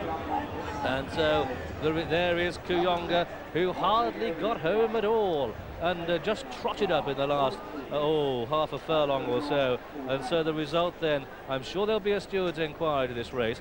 Don't think certainly won't, in my judgment, concern the winner, but they might call a steward's inquiry determining the poor running of Koyonga. That's all in the melting pot. Let's go for the result. It's a win for number 10, Roderigo de Triano, in the colours of Robert Sangster. This one trained by Peter Chappell-Hyam and ridden by Lester Biggett, for whom he is the 24th winner of the season. And Roderigo de Triano, American-bred, son of El Gran Senor, bred at the Swettenham Sturton. Well done to them. Second horse home, well, that's number 12, All at Sea. Second again under Pat Heddery in the colours of Khalid Abdullah, trained at Newmarket by Henry Cecil. A close call for second place, for third place between Seattle Rhyme and Dr. Devious. The highs, the lows, no one knows them better in the game of racing than Lester Piggott, and here's one of his highs. A fine performance to husband this horse home, and if you go back tonight, for those of you with a video, watch the first furlong of this race. The job was won and lost there because he gave Leicester a horrible time early on. He pulled hard. Eventually, John Frankham said to me, he's got him. And going into the closing stages, having got him settled, he could use his change of pace to good effect. Up front now, and All at Sea, Pat Heddery, pink cap comes to join Steve Cawthon, yellow colours. Steve looks cooked against the rails. It's All at Sea, but as she hits the front, she's immediately almost in trouble and off the bridle. She's pressed by Roderigo. She doesn't give in, but he's got something she hasn't, a sharper turn of foot. Yeah, she's really given her all, and we saw a game of really performance to finish second in the Oaks, but Leicester's timing is absolutely immaculate. Put this horse's head in front, and he's barely known that he's had a race, just as he did in the Irish Guineas. Really wonderful riding performance to watch. And I think probably one of the most pleased of the trainers will be David Ellsworth. Seattle Rhyme ran on really well. I think 3rd place. Post really well indeed. Just going in. There's Paul Edry on Guilty Secret. When she's in, we're all ready to get talked through the Yorkshire Oaks with Graham. 5 to 4 on user friendly. 8 to 1 bar 1. George Duffield putting this unbeaten filly to the test. Stepanka filly. They're looking across. Doesn't seem to be any apparent reason for the delay. And I would say normally they're in and dispatched quite quickly. Perhaps there could be a power problem down with the stalls at the start. So Toti Bourdais, a very eventful day. You had jockeys with problems on the plane here, spread plates on horses in the first, power problem in the stalls. So, fortunate Magnificent Star has just backed out. And the Leicester Piggott, that's it. £100,000 an offer, and they go away. And user friendly, a little bit slow to go. Midnight Air is the first to break, and that leads from Guilty Secret on the outside of Niadini. Settled for Lara's Idea, and then user friendly gets a position on the rail, and then Magnificent Star followed by Binny Yea, and Pearl Angel Leicester is out the back again as they go to the first quarter mile at what is quite a strong pace. And Midnight Air leading from Guilty Secret in second, and Niadini third, followed by Lara's Idea and User Friendly. Binny Yea, Pearl Angel the last two. Magnificent Star is in fifth. They make this first turn and race down past the 9 pole, and it's Midnight Air leading from Guilty Secret in second place, and Lara's Idea, the blinkered runner, out wide in third. Position 4 User Friendly and Niadini the inside, followed through by Magnificent Star, and then Binny Yea, the light blue cap, and Leicester in last place on Pearl Angel. Hoping to do a Roderigo to Triano, one would imagine, but got about 9 lengths to make up on the leader, which is Midnight Air, out in front, bowling along well on officially good to firm ground. They come down to the 6th pole at the halfway station. Midnight Air by a length and a half to Guilty Secret by a length, Niadini the rail. Lara's Idea wide, sharing third and fourth. And then comes User Friendly, followed by Magnificent Star, Binny Air, and Pearl Angel finding the pace just a little bit hot. But they've got 5 furlongs to go as they start the turn at the top of the straight. And it's Midnight Air, User Friendly return the 11 to 8 on shot. Black and yellow striped sleeves, that running the rail, looking for room. And it's still Midnight Air, the leader, from Guilty Secret in second, then Niadini, and then Lara's Idea, and User Friendly is being ridden along by George Duffield, and she's not finding a lot at this stage. 3 furlongs to go, and it's Guilty Secret and Paul Eddery with Niadini, Steve Corth on the outside. And then User Friendly, what a game performance is, pulled wide for a run, but as they pass the 2, it's Guilty Secret that has the advantage of a length from Niadini, and now User Friendly really exerting, showing her class, stamina and determination to come through to take it inside the final furlong, and it's User Friendly in the lead, going on by a length and a half, the bravest of fillies in training.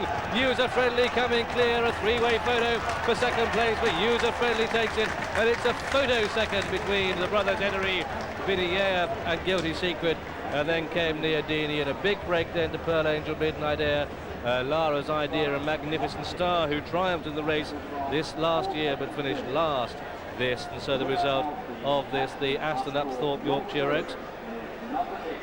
The odds-on favourite, User Friendly, has gained the day, brilliantly ridden by George Duffield, his 79th winner of the season, and it's a very close call indeed for second place between, in the blue colours on the rail, Binny Yea, and in the Sangster light to green blue sleeves on the outside, Guilty Secret, Niadini is back in 4th place. And perhaps Binny Yea has just scraped home, but I'll wave the white flag and leave that for the judge. That only affects forecast bettors because the odds-on favourite, User Friendly, has obliged. I must say, though, that with 3 furlongs to go, I didn't think she was going to.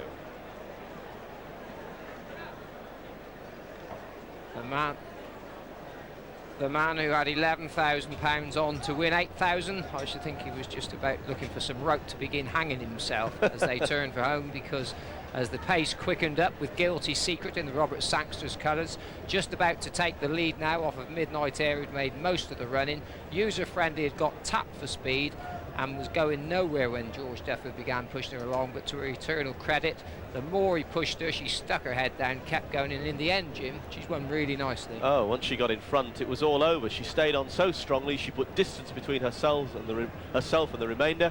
Didn't Guilty Secret run a brave race? She had to work so hard to get past Midnight Air, and then battled on really well. I think she's just lost out in a battle for second with Benea, who finishes well. But this is a good filly to get out of trouble the way she did. She hasn't got the most elegant of head carriages, but there's nothing wrong with her courage. She keeps finding plenty, and on softer ground, which will make it more of a test of stamina in the Arc de Triomphe, she'll be thereabouts.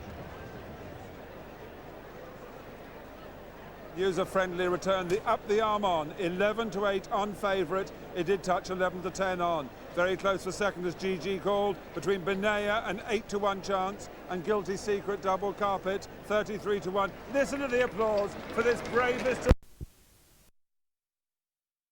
Breakaway, and the slow to go was Jackson Flint, blinkered for the first time, very sleepy in the stalls, and that's the early trailer. Through the first furlong up on the outside of the pack, Satin Lover is one of those to share the early running with Itcan, who took that very keen hold going down to the start, and Parting Moment on the outside through the first quarter mile. Quick Ransom holds a good position on the rails 4, and that one's followed quite closely then by Steer Forth and Hawait Al Bar, and so they go through the first mile or so, and it's Hawait Al Bar now that's come to take it up. Hawait Al Bar in the lead, from in second place Satin Lover, and then Parting Moment showing third. These are followed then by Quick Ransom in 4. On the outside, Storm Crossing 5 and Whitechapel, followed through by Steerforth and Deposky, and then Star Quest, and then Castle Courageous, and the back markers include Jackson Flint, Holy Zeal, and Itcan, who in fact has been steadied by Willie Carson out the back. They make this first turn and race down to the 9 furlong marker, and it's Hawait Al Bar leading, Hawait Al Bar in the lead from Satin Lover. Parting Moment up on the outside, Whitechapel put to sleep in 4th place, then Quick Ransom with up on the outside Storm Crossing, Gulf Sailor the pale jacket on the outside of Star Quest the yellow cap.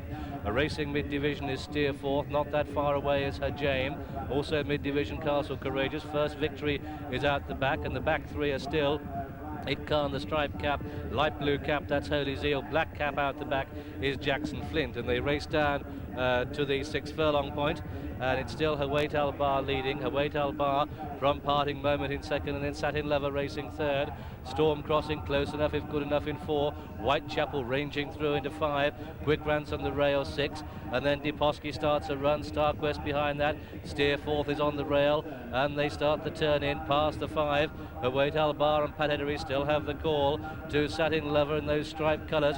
On the outside, Parting Moment, and then behind these comes Storm Crossing with Steerforth on the rail. Whitechapel's there, Briar Creek starts to pick up, and then behind that one Deposky, Star Quest ridden along, and then Her Jame, and they come down to the 3, and it's Satin Lover that goes into the lead. Satin Lover the leader from Hawait Al Bar the rail, and then Quick Ransom staying on nicely down the centre of the track. Steerforth starts to press, then Whitechapel, Briar Creek with a run, Her Jame off the pace, Star Player with a run, Castaret, then past the 2, and it's Quick Ransom in the lead. Quick Ransom going on by about a length. Here through into second place is Briar Creek, and that one's finishing well. They've got a furlong to go in the Toad Ebor, and it's Quick Ransom pressed on the outside by Briar Creek, and it's Briar Creek and Quick Ransom and Briar Creek with Steerforth eating up ground with a run, Star Player, but at the line Quick Ransom just takes it from Briar Creek and Steerforth. Whitechapel for 4, and then came Holy Zeal in 5, followed by Star Player and Castavet and Deposky and Her Jame and Storm Crossing and Kimmert and Caboose, and then came Jackson Flint, and behind that one Satin Lover, then Castle Courageous and Parting Moment, followed through by Grand Hawk, who beat in the end Itcan, Hawait Al Bar and Star Quest, Gulf Sailor, Lord Hasty, and last of all was the Grey First Victory. And so the 16-1 shot, Quick Ransom has prevailed, number 13 on the card, in the colours of Mr. J.S. Morrison, trained at Middleham by Mark Johnson and ridden by Dean McEwen. So a triumph in the big northern handicap. This time Splendid on the extreme right, and Green's Bid there on the right on the rail. That's Darbon just showing Fortune Key the way. Blow Dry is taking a keen hold, the horse with a nose band off the pace of Petardia, and tucked away now Silver Wizard. They're hugging these rails obviously through the first quarter mile, and it's Darbon leading. Darbon and Steve Cawthon, Blow Dry. The red spotted white, or the white spotted red cap, that's Green's Beard. Splendid out wide in the dark green. Sompardo follows these, then Silver Wizard going well. Petardia just 4 or 5 lengths off the pace as they come down a halfway, set by Darbon. Darbon just has it from Green's Bid in second, and then Silver Wizard the rail. Out wide Splendid, Sompardo with a run. Petardia has to stretch down the centre of the track and is hanging a bit. They come down past the 2, and it's Darbon in the lead from Green's Bid and Splendid and Silver Wizard and Sompardo, and difficult to see Petardia winning. They come inside the final furlong now, and it's Green's Bid, this tough horse from Splendid. Here comes Sompardo off the pace. Silver Wizard starts to sprout wings and fly, but Splendid's got first one on them. Splendid and Green's Bid duel between the 2. Silver Wizard comes, but Splendid just has it from Silver Wizard. Then in third Green's Bid, a gap of a length and a half, back to Darbon in 4, followed by Sompardo, Blow Dry, Fortune Key, and in the end Petardia dropped out to be last of all. And so the result of this, the Scottish Equitable Gymcrack, it's a win for horse number 8, Splendid, in the colours of Fard Salmon. This one trained at Wokingham by Paul Cole and ridden by Alan Munro, his 58th winner of the season, an 8-to-1 shot in this Group 2 race. Second horse home is Silver Wizard. That one ridden by Pat Edery, confidently in behind horses, and then got the most remarkable split inside the final furlong to accelerate, but Splendid had just got first one on them, and we'll find that the third horse home is number 6, Green's Bid. There before your very eyes, confirmation of that result. A win for number 8, second number 7, third number 6, a length and a half back to the leader, long-time leader, number 4, Darbon. Well, the head-on will obviously be interesting because Silver Wizard looked very short of room at one stage, but that's not by bad luck. Pat Edery chose to drop him in. Darbon in the lead, horse with the white face, jockey with the white sleeves. Next to him in all white colours is Richard Quinn on Green's Bid. On his outside is stablemate Splendid, and as we go through to the closing stages with you, a steward's inquiry is announced. They're now coming down to the final furlong. Splendid in green is asserted. Pat Edery is biding his time, looking for that split between Green's Bid and Splendid. Does he get it?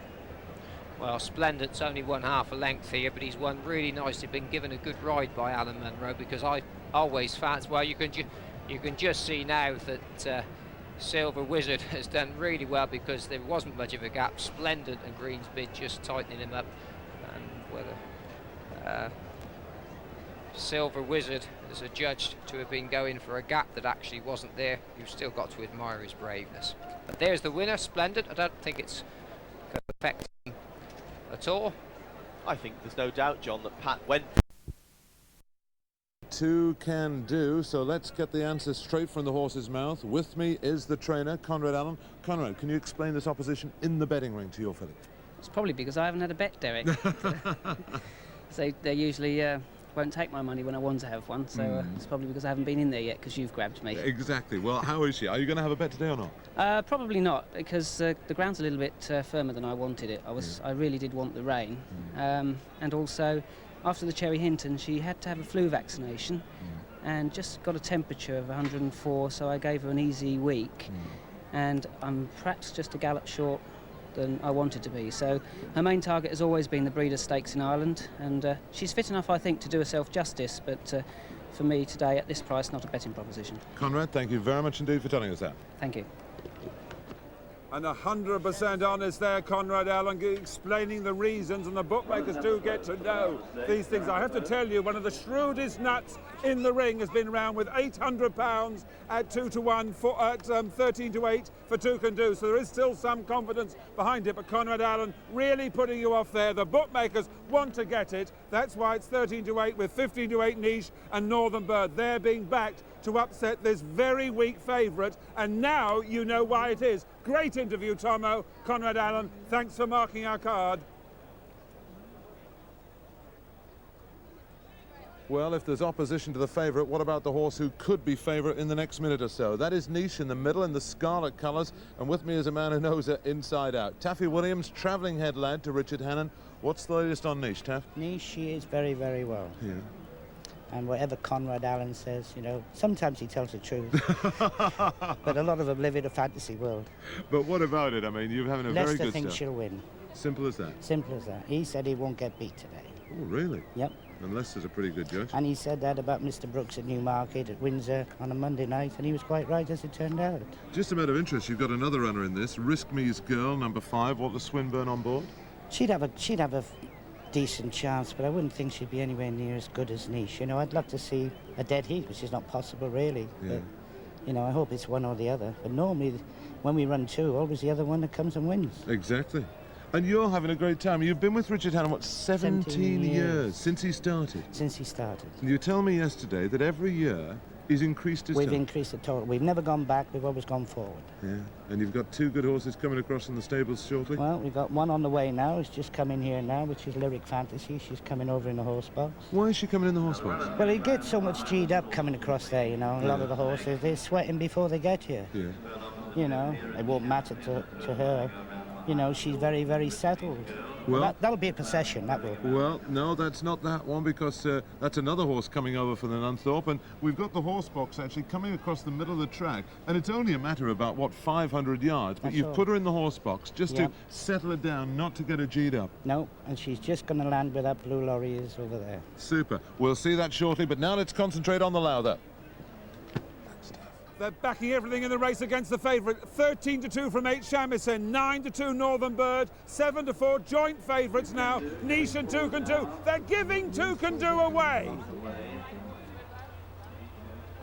Oh, well, we'll have to wait and see, won't we? Risk Me's Girl in there. Lined up for the lather, and they break away. And a little bit slow to go, running the rail, Juliet Bravo, and they're all electing to come 3 or 4 widths off the fence. There's Leicester quickly away on Niche, the horse with the white face. Shamisen in the striped cap of red and white, 6-1 at the off. Steve Cawthon now deputises. Risk Me's Girl, followed through by Northern Bird, the blue and green. And just behind the huddle, 2 Can Do. That'll be on the right. Juliet Bravo's getting a little bit closer. The pace probably not that strong, but they're playing Leicester's game out in front by a neck to a half on Niche. To the right, Risk Me's Girl. To the left is Shamisen. And then behind that one, Northern Bird. 2 Can Do now in the pink colours on the right of the picture as they come down to the 2, getting closer. Niche just has it there. Risk Me's Girl, 2 Can Do on the extreme right. Shamisen comes under the cosh, won't be getting anywhere now. Furlong and a half to go. And Niche and Leicester Piggott just oozing confidence. 2 Can Do is after her, but Niche has the answers here from 2 Can Do, and it's Leicester making all on Niche, striding clear. Shamisen rallies for a place up towards the line. Niche takes it very tightly indeed. Niche is the winner, Shamisen second, 2 Can Do third.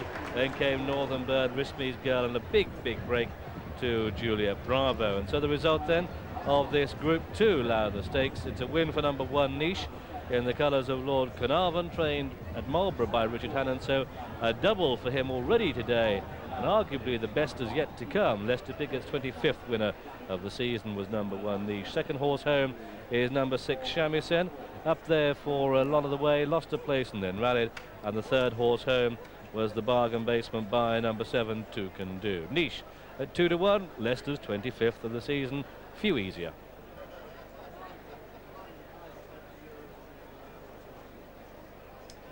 Graham used the phrase pretty early on in that commentary, John. He said they're playing Leicester's game, and the others wanted to be held up. Leicester wanted to make the running, and he's such a good judge of pace. You saw that from behind and Roderigo the other day.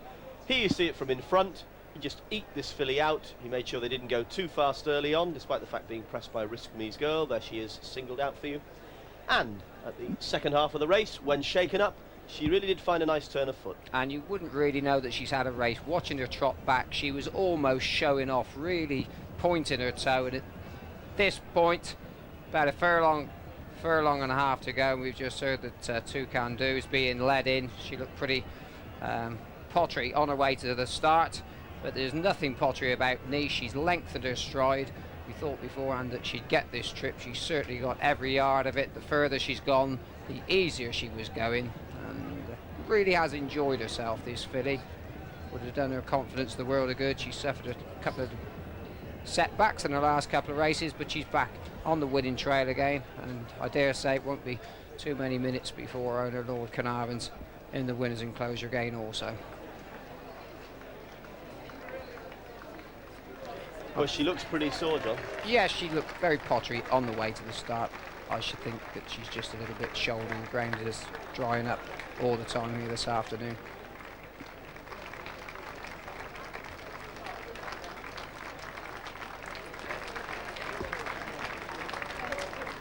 Well, if Leicester, Pat Edery's having a tremendous run here. He's had 4, I think, but if Leicester's now had 2, you've got Mr. Brooks to come. It wouldn't be the biggest shock in the world if old Stoneface pulled off the Ritz Club trophy.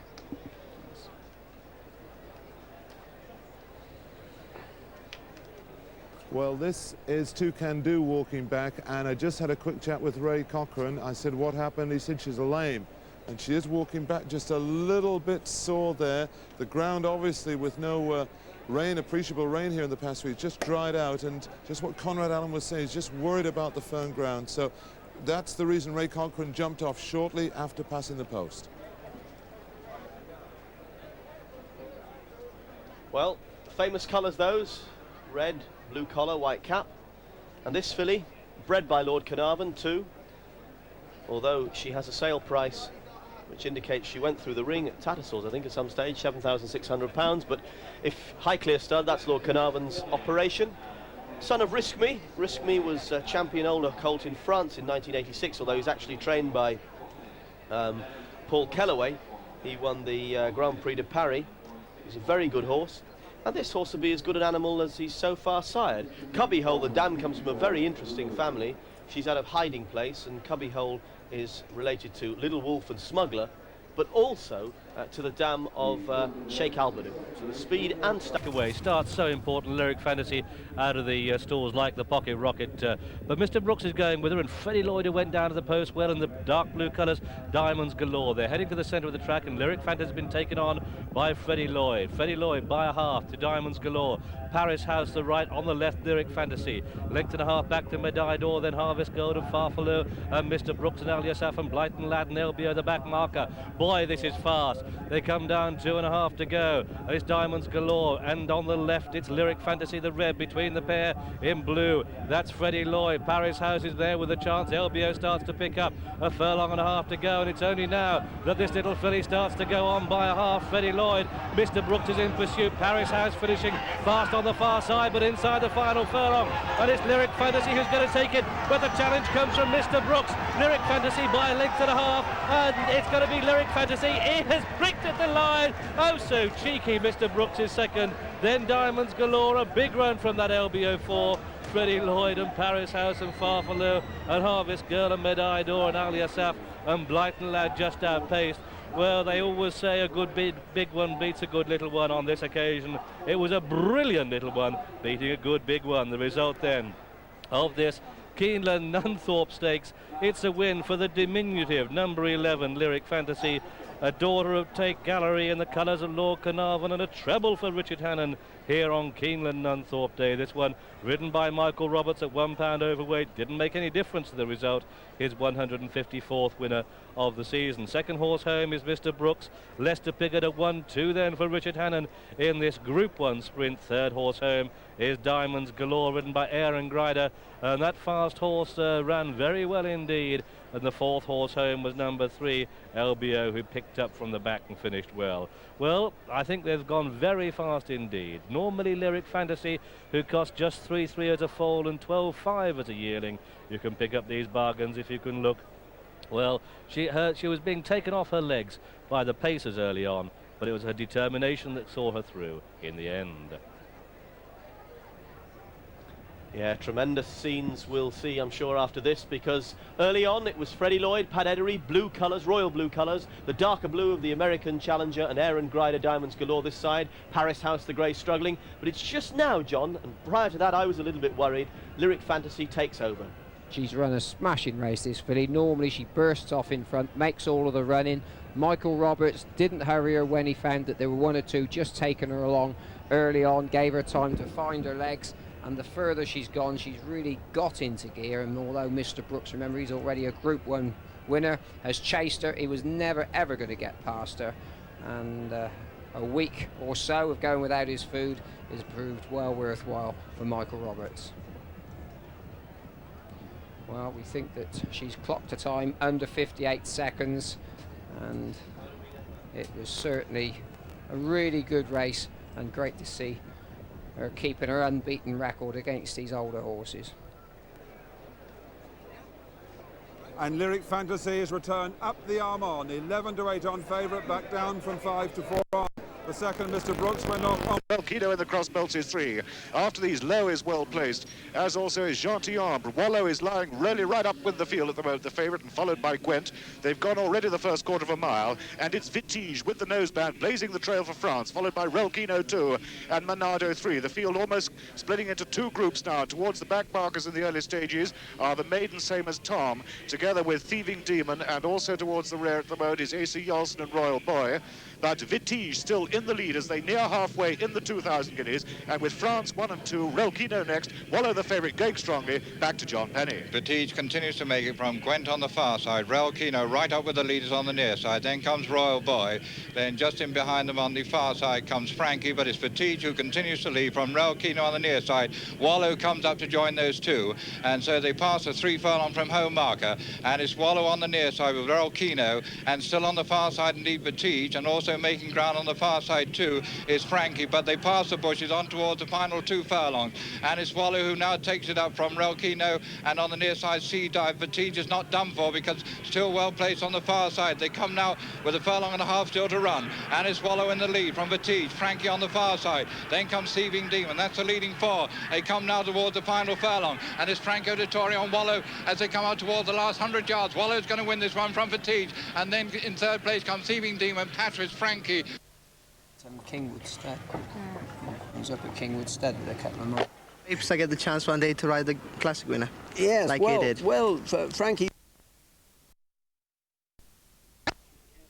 So he's going to do it.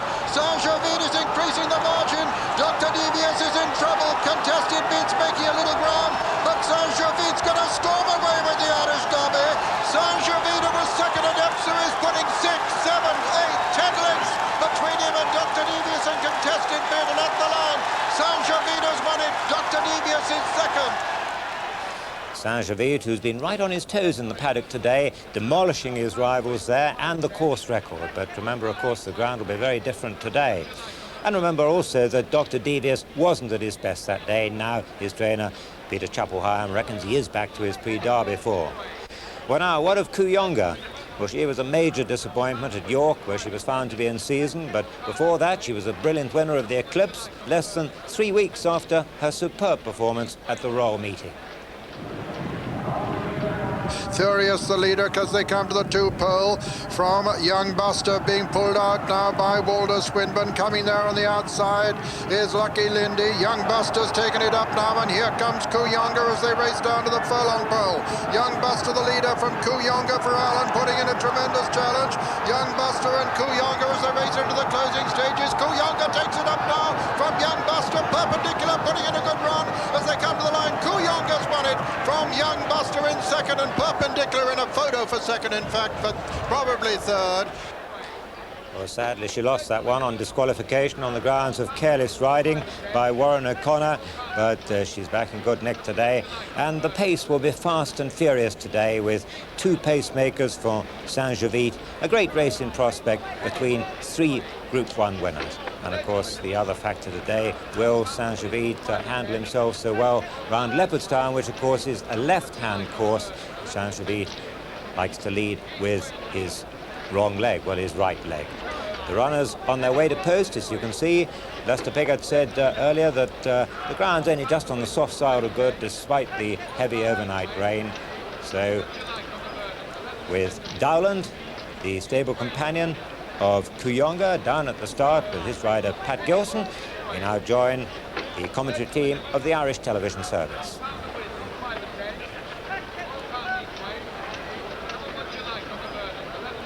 Before the race, this looks like one of the hottest fields we've ever had. And we've had 2 Prix de l'Arc winners in the last 3 years. Carol House 3 years ago, and then last year Suave Dancer.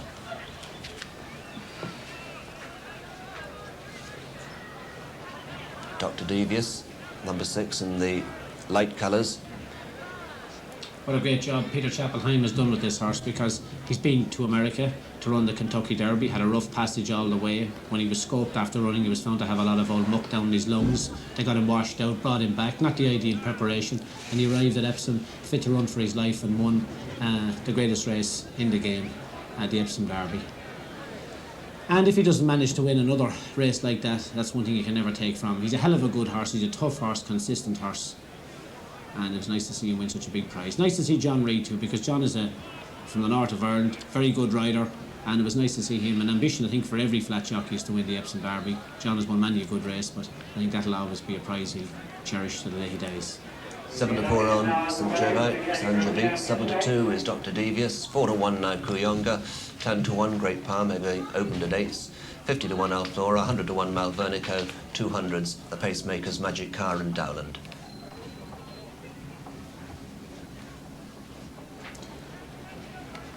So the big guns still to be loaded. Dr. Devious being brought forward into stall number 7. Tony, only one to go, is it? Yes, Sanjavit being led up behind Great Palm, who's going in now. Richard Quinn. Dr. Devious had to be hooded to go into the stalls, but went in nice and quietly.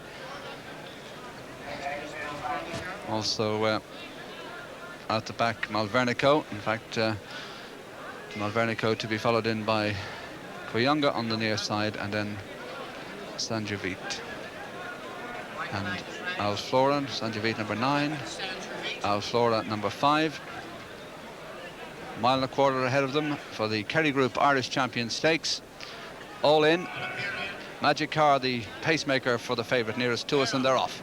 Off and running, and Sanjavit broke smartly, so too Great Palm. Magic Car being driven on the inside, trying to get up there into the lead on the inside, and as they race through the first furlong, Magic Car arrives on the inside of Sanjavit and takes it up. Malvernico out wide, Great Palm close up, and then Dowland with Kuyonga on the inside. Dr. Devious last but one on the back marker is Alflora as they complete the first quarter mile, and Magic Car in the lead by 3/4 of a length from Sanjavit. The same margin to Great Palm in the green colours in third. Kuyonga racing up towards the rail on 4, ahead of Malvernico. Then comes Dowland, and on the outside Alflora. Dr. Devious the back marker, and they're tightly packed. Dr. Devious look to be slightly squeezed for room there as they come down past the 7 marker, and Magic Car leads Sanjavit, and on the inside of Sanjavit, Great Palm going up to make it 3 in a line. Alflora has moved 4th. They're followed by Kuyonga and Dowland, Malvernico, and Dr. Devious brings up the rear. Racing now towards the 5 furlong marker, we've a new leader, Great Palm, by a neck from Sanjavit, followed in third by Alflora. Behind Alflora is Kuyonga. Dowland is next, then Malvernico. Dr. Devious in Magic Car, unable to do the job any longer, drops right away to the tail of the field at the half-mile pole. Great Palm has the lead. Sanjavit is second. Alflora is going well in third. Kuyonga is 4. 2 lengths to Dr. Devious, getting a run on the inside of Malvernico. They're running towards the 3 pole now, and Great Palm and Sanjavit with Alflora out wide. Kuyonga's 4. Dr. Devious trying to get into it 5th, and Sanjavit hits the front now as they race towards the home turn. It's Sanjavit, Great Palm on the rails, Alflora the outside, the red and yellow, and then comes Kuyonga straightening up with 2 furlongs to race. Sanjavit coming wide for the better ground, chased by Alflora. Then comes Dr. Devious throwing down a challenge, and they're followed by Kuyonga on the far side, and Sanjavit being tackled now by Dr. Devious, and Dr. Devious coming there is a big danger to Sanjavit. Sanjavit on the near side, Dr. Devious on the far side. The Derby winners locked together. Sanjavit on the stand side, Dr. Devious the far side is going to be close. Sanjavit by a neck from Dr. Devious, flat out there, clear. Alflora in third, it's going to be close. Sanjavit, Dr. Devious the inside as they race up towards the line. Sanjavit and Dr. Devious, it's desperately close between them, and they're 8 to 10 lengths clear of Alflora in third, Kuyonga 4. In 5th place is Malvernico, a long way back to Great Palm, then Dowland, and tailed off Magic Car. A gripping race, the 2 Derby winners taking one another on in the straight. It's desperately close. Dr. Devious coming back all the way to the line. Sanjavit was edging over towards him perhaps, but I think Sanjavit may just have made it, but it is desperately close. Christie swung wide for whatever reason. He thinks himself the ground is better out there. He's sticking his right hand. Pat John Reid is directly behind him, tracks him all the way. Aflora on the stand side lays down his challenge. Great Tram drops away on the inside. Kuyonga's making progress there. John Reid goes on the inside of Michael Roberts there. Christie is hard at work here on Sanjavit, slapped down the shoulder, and he doesn't find, but he's very, very wide. And when he picks his stick out with his right hand, John Reid attacks him on his inside. They drift very, very much towards the rails. I don't think there was any contact, but they definitely drift. There's a lot of gap between them there, but when Christie picks out with his right hand, I was full sure 50 yards down he was getting the better of him, but John Reid has really forced Dr. Devious to battle all the way to the line. Not much between the two horses all the way up along the straight. All the time here I thought Sanjavit was getting the upper hand, but he's drifting towards Dr. Devious, and Christie puts down his stick about 50 yards from the line, or maybe 10 yards off the line, and John Reid keeps driving away, and it's nip and tuck right at the line. For me there, Christie has put it down. He's rutting hands and heels. John is still working hand on the inside. Christie, I think, feels he's going to get up. He looks to me like he's sort of half given up the ghost. 10 yards off the line, it's very close. If he hasn't won, Christie will kick himself from now till Kim Dub Tum, because John has kept working back on his inside. The angle always favours the horse on the stand side. I've ridden here for many a day, and the horse on the stand side is always favoured in the photo. There's not much between them. I know at home looking at it, looks like Dr. Devious's head is in front there, but I must say to you that the stand side is always favoured. Christie obviously felt that he's in front. He's accepted it. Which way Tony Sweeney or the bookies going? There's a few of them down there who stand on the line. Yes, well, their opinion is that Sanjavit has won. They're going evens about Dr. Devious, and they haven't priced Sanjavit yet. No one has, in other words, nobody has asked odds about Sanjavit, but they are laying even Dr. Devious. And when I say laying it, I mean there's a lot of punters saving themselves on it. They agree with our commentating team that it's shocking close indeed. But the opinion in the ring is that... Just about leading him in the very centre. Towards the right, Locksong and Torfige, then Furious over on the far side. Just in behind them is Wolfhound. Shalford's not far off the pace either, but Torfige in the centre. Towards the right in the sheepskin noseband, Locksong under Willie Carson. On the far side of Torfige is Furious, with Wolfhound very close.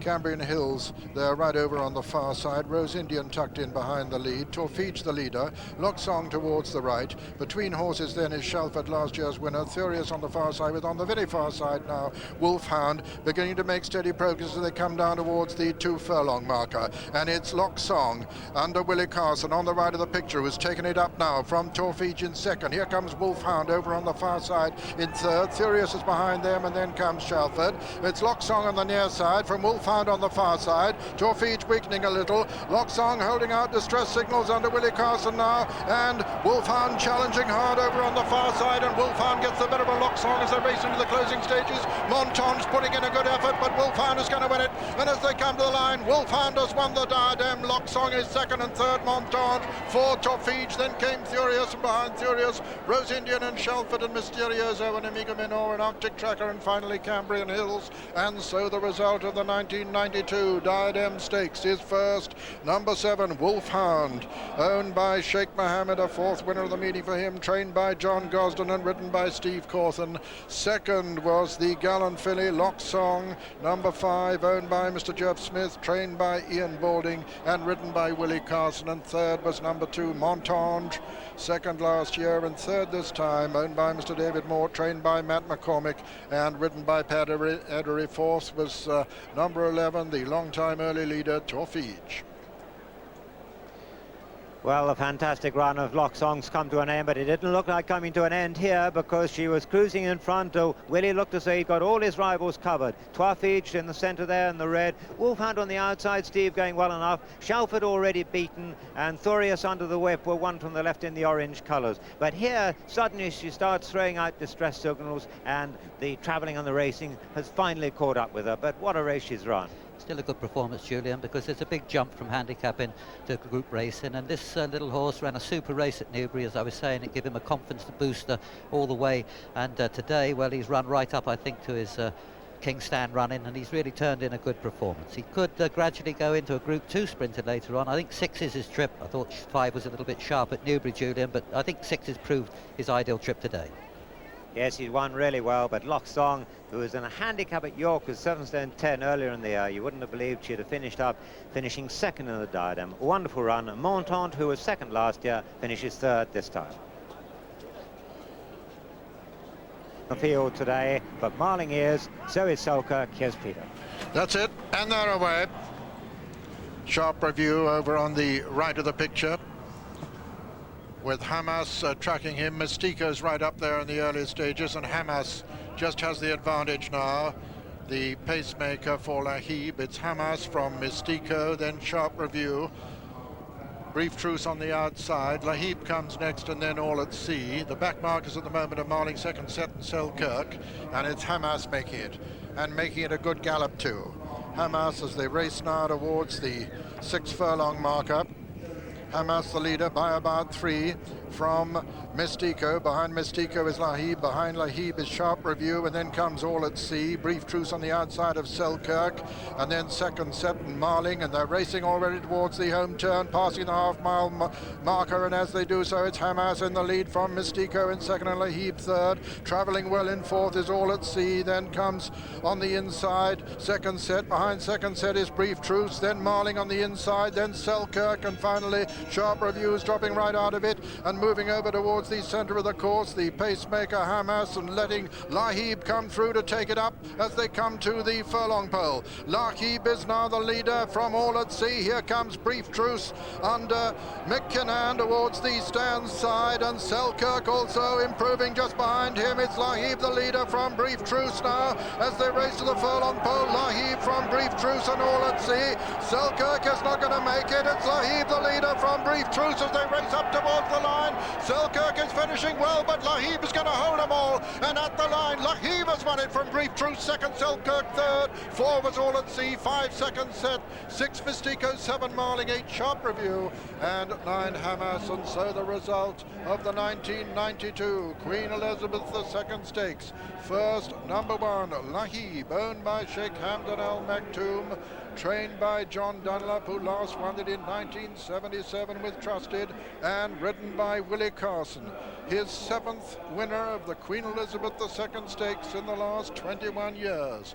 Second was number 6, Brief Truce for Ireland, owned by Moyglar Stud Farms Limited, trained by Dermot Weld and ridden by Mick Kinnan. And third was number 4, Selkirk, owned by Mr. George Strawbridge, trained by Ian Balding and ridden by John Reed. Fourth was number 9, All at Sea.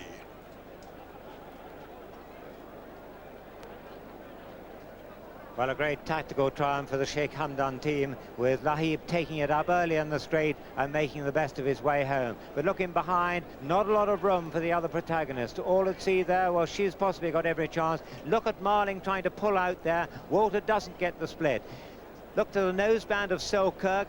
He gets first run and puts Marling in trouble, but now just when he wants to come through between All at Sea and Brief Truce, then the gap closes on John Reed, and he's got to pull round Brief Truce. Here the gap closes, and from now on Selkirk's facing an impossible task. Lahib up front makes the best of his way home. Brief Truce on the outside. Selkirk's got too much to do now. Yes, Willie had opened the door and gone before any of the others could do anything about it. As you say, the first one to suffer, in fact, was the filly, Marlin, and she had no chance at all from about the 2.5. Willie Carson now rolls for home.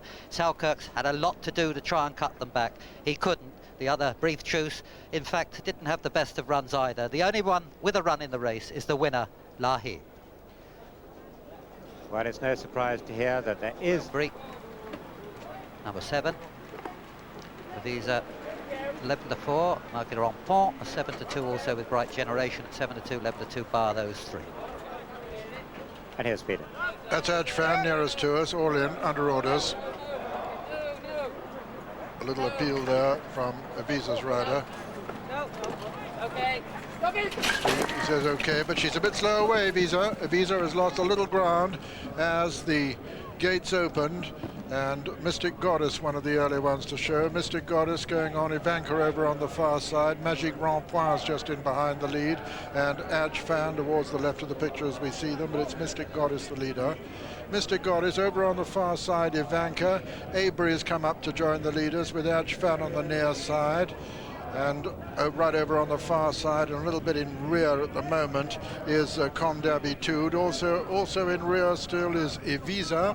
And they're racing now towards the 5 furlong marker, and it's Mystic Goddess still the leader. From Adjfan in second, Ivanka comes next, and behind Ivanka is Magic Rempart, then Abry. Comme d'habitude is almost tailed off behind the remainder as they pass the 4 furlong marker, race towards the home turn, and still Mystic Goddess the leader. From Adjfan going well on the inside, then comes Ivanka. Behind Ivanka is Magic Rempart, and then Bright Generation. Abry has lost ground there, and trying to make ground towards the outside is Evisa, but got a lot to do into the straight. And it's Adjfan in the sheepskin noseband from Mystic Goddess. Then comes Magic Rempart towards the right. Ivanka under Michael Roberts putting in a good run, and Ivanka in fact has come to take it up now. Ivanka the leader from Adjfan over on the far side, then Mystic Goddess, and then comes Magic Rempart. It's Ivanka from Adjfan as they enter the final furlong. Ivanka on the near side, Adjfan on the far side. Magic Rempart comes next, but as they race up towards the line, it's Ivanka from Adjfan. Adjfan fighting back all the time, but Adjfan holding it, but Ivanka holding over, and Ivanka is the winner, and second is Adjfan, and third is a possibly unlucky Evisa, who ran on well in the closing stages to deprive Bright Generation of third place. And so the result: first number 5, Ivanka, owned by Mr. Ali Saeed, trained by Clive Britton and ridden by Michael Roberts, number 186 for him. Second was number 2, Adjfan, owned by Sheikh Hamdan Al Maktoum, trained by Tom Jones and ridden by Richard Hills. And third was number 6, Evisa, owned by Sheikh Mohammed, trained by Michael Stout and ridden by Steve Cawthon. Fourth was number 3, Bright Generation. This was a rather messy race, and there was a fair bit of interference coming into the straight. Certainly Evisa got knocked right back, and she doesn't really know enough about it to handle it. At the 2 furlong marker, Michael Roberts has kicked Ivanka into the lead. She knows about racing now, and Adjfan, who was always up from the pace early on, goes with her. Magic Rempart had every chance but couldn't quicken. Mystic Goddess, who ran a little bit too free early on, again did too. Look back to Evisa, you can see how much ground she's got to make up, but she eventually gets the message and finishes third. But in the last furlong, Michael Roberts is always holding the web hand. He brought this filly with a nice run. They hadn't gone too fast earlier on, but this filly's quickened up well. Unlucky in the Park Hill, maybe a little bit, and also ran a bad race here earlier on at Ascot, but today she's done nothing wrong, because when Michael asks her, the further she goes, the further she wins. Adjfan tried to hang on to this filly, but well, she couldn't. She's had to give second best, and Michael Roberts has popped another one in. So another Group 1 success for Clive Britton. What a fantastic year he's having with his 2-year-old fillies. Sayadart is the best. We don't expect to see Lyric Fantasy out there from the start, but it is 6 furlongs, don't forget. All her wins have been over 5. Interesting that Richard Hannon had 12 horses entered at this stage, at the early entry stage, and he's supplemented Lyric Fantasy for 12,500. Clive Britton has supplemented Sayadart for the same amount. More prize money. And it is indeed Lyric Fantasy who is leading. Sayadart and Poker Chip, and they're all coming down the centre of the track. Anonymous, 4th of the 4 at this stage. And it's Sayadart, and Sayadart is coming to share it with Lyric Fantasy as they go through the first furlong and a half. And Sayadart leads from Lyric Fantasy, and then Poker Chip, and then Anonymous. They come down to the 4, and Sayadart and Lyric Fantasy stride for stride. A length and a half back to Poker Chip, come down to the 3. Anonymous isn't really out of it, 4th of 4 at this stage. They're past the 3 furlongs now, and it's Sayadart by 3 parts of the length to Lyric Fantasy in second. Poker Chip tries to get the split between the 2. Anonymous is back in 4 on the stand side. They pass the 2 now. And it's Sayadart, and Lyric Fantasy is being shown the whip, and Sayadart has the acceleration as they go down into the dip. Lyric Fantasy is after her. Poker Chip not disgraced in 3. Now it's a furlong to go in unknown territory for Lyric Fantasy, but Sayadart has the legs of Lyric Fantasy as they race up towards the line, and Sayadart takes revenge. Sayadart takes it from Lyric Fantasy, who's second. Poker Chip is third, and then Anonymous 4th of 4. And so the result then of this, the Tattersalls Cheveley Park Stakes. Well, Michael Roberts got it wrong on this occasion, choosing between Lyric Fantasy and Sayadart. Factual and Zayton to load. There goes Zayton. And just waiting for Pat Edery on Factual to load the stalls for this Newgate Stud Middle Park Stakes, the trip 6 furlongs. That's it. Good level break, and Pip's Pride out of the stalls like lightning. Takes a length out of the field. Virilis, the maiden, running the rail. Factual, Wootton Rivers, and at this stage Silver Wizard is the back marker, just a bit outpaced. The pace is strong, set by Pip's Pride, with Factual on the left, running the rail. Virilis, tucked in behind them, Zeiton and Silver Wizard. You can see Willie Carson, the horse, really running away under Willie, and on the far side, spotted cap is Wootton Rivers. They've gone through the first quarter mile, and it's Pip's Pride blazing the trail. Factual within half a length, Zeiton travelling well, the outside, the white sleeves, Steve Cawthon rides, and then Silver Wizard, the orange colours. They're leaving the maiden Virilis behind. They're past halfway. It's still Pip's Pride with that Group 1 form, the leader. Here comes Zeiton after him in the Sheikh Mohammed colours. Factual, Wootton Rivers pulled wide. Silver Wizard has to be chased along. Furlong and a half to go, and Pip's Pride still has it from the front, doing it bravely. Within second place, Zeiton, then Factual. They're back to Silver Wizard inside the final furlong, and Pip's Pride over on the rails. Zeiton is starting to lengthen now as they race up towards the line. Pip's Pride and Zeiton. Pip's Pride on the far side, but Zeiton gets there with 50 yards to go. Zeiton a length to Pip's Pride. Then Factual in third and Silver Wizard 4, followed home by Wootton Rivers, and a big gap to Virilis, who was certainly thrown in the deep end for the first time. But the result then of this Newgate Stud Middle Park Stakes, the unbeaten number 6 Zeiton in the colours of Sheikh Mohammed, a son of Danzig. This one bred by the Darley Stud Management Limited, trained in France, as was the winner of this race a couple of years ago, Lycius by André Fabre, ridden by Steve Cawthon, has just got up in the last 75 yards to Pip, number 2, Pip's Pride, a son of Officio. This one trained at Marlborough by Richard Hannon, ridden by Frankie de Dory, who's kept on very bravely indeed. Don't forget, that is Group 1 form, and Zeiton has just come to take him close home. Zeiton on the right, unbeaten, 4 out of 4. And Steve Cawthon doing the job well. Silver Wizard need out fast, and Dillon running fast, and Thorios and Norwich took a very keen hold to post is going well, but it's Mystico on his favourite track, playing at home, clear of the group on the far side, in fact clear of the overall team, and it's Mystico clear by 2 to 3. Norwich running fast, Rayo, Dillon, and then second set. Prince Ferdinand, the white cap, is tracking the 3 on the left, and from that far start, Michael's coming over to the stand side on Mystico and has the call. By a length and a half to 2 to Norwich, the rail, and then second set. And Selkirk in behind horses, the white jacket Ray Cochrane on this good runner is getting a bit closer as they come past the halfway stage, but it's still Mystico that has it, and Norwich, and Mystico being niggled along. Dillon's going well. Second set, Prince Ferdinand's travelling well off the pace. Selkirk in the white colours will be pulled wide for a run, and they come down past the 3. It's still Mystico, but now being swallowed up by the field. Did he go too fast too soon? Norwich takes it up now. Selkirk on the extreme left starts a run, but Prince Ferdinand with a white cap in the line 4 with Thorios, the maroon cap. They're inside the final furlong now, and Selkirk stretching up on the outside, and Strelcher going on by a length and a half to Thorios. Prince Ferdinand, second set, could make the frame up towards the line. This is Selkirk on form, and it's Selkirk clear by 2 to 3. Thorios, second set, saves the each way. That's third, and then behind these came Prince Ferdinand and Perfect Circle and Norwich and Dillon.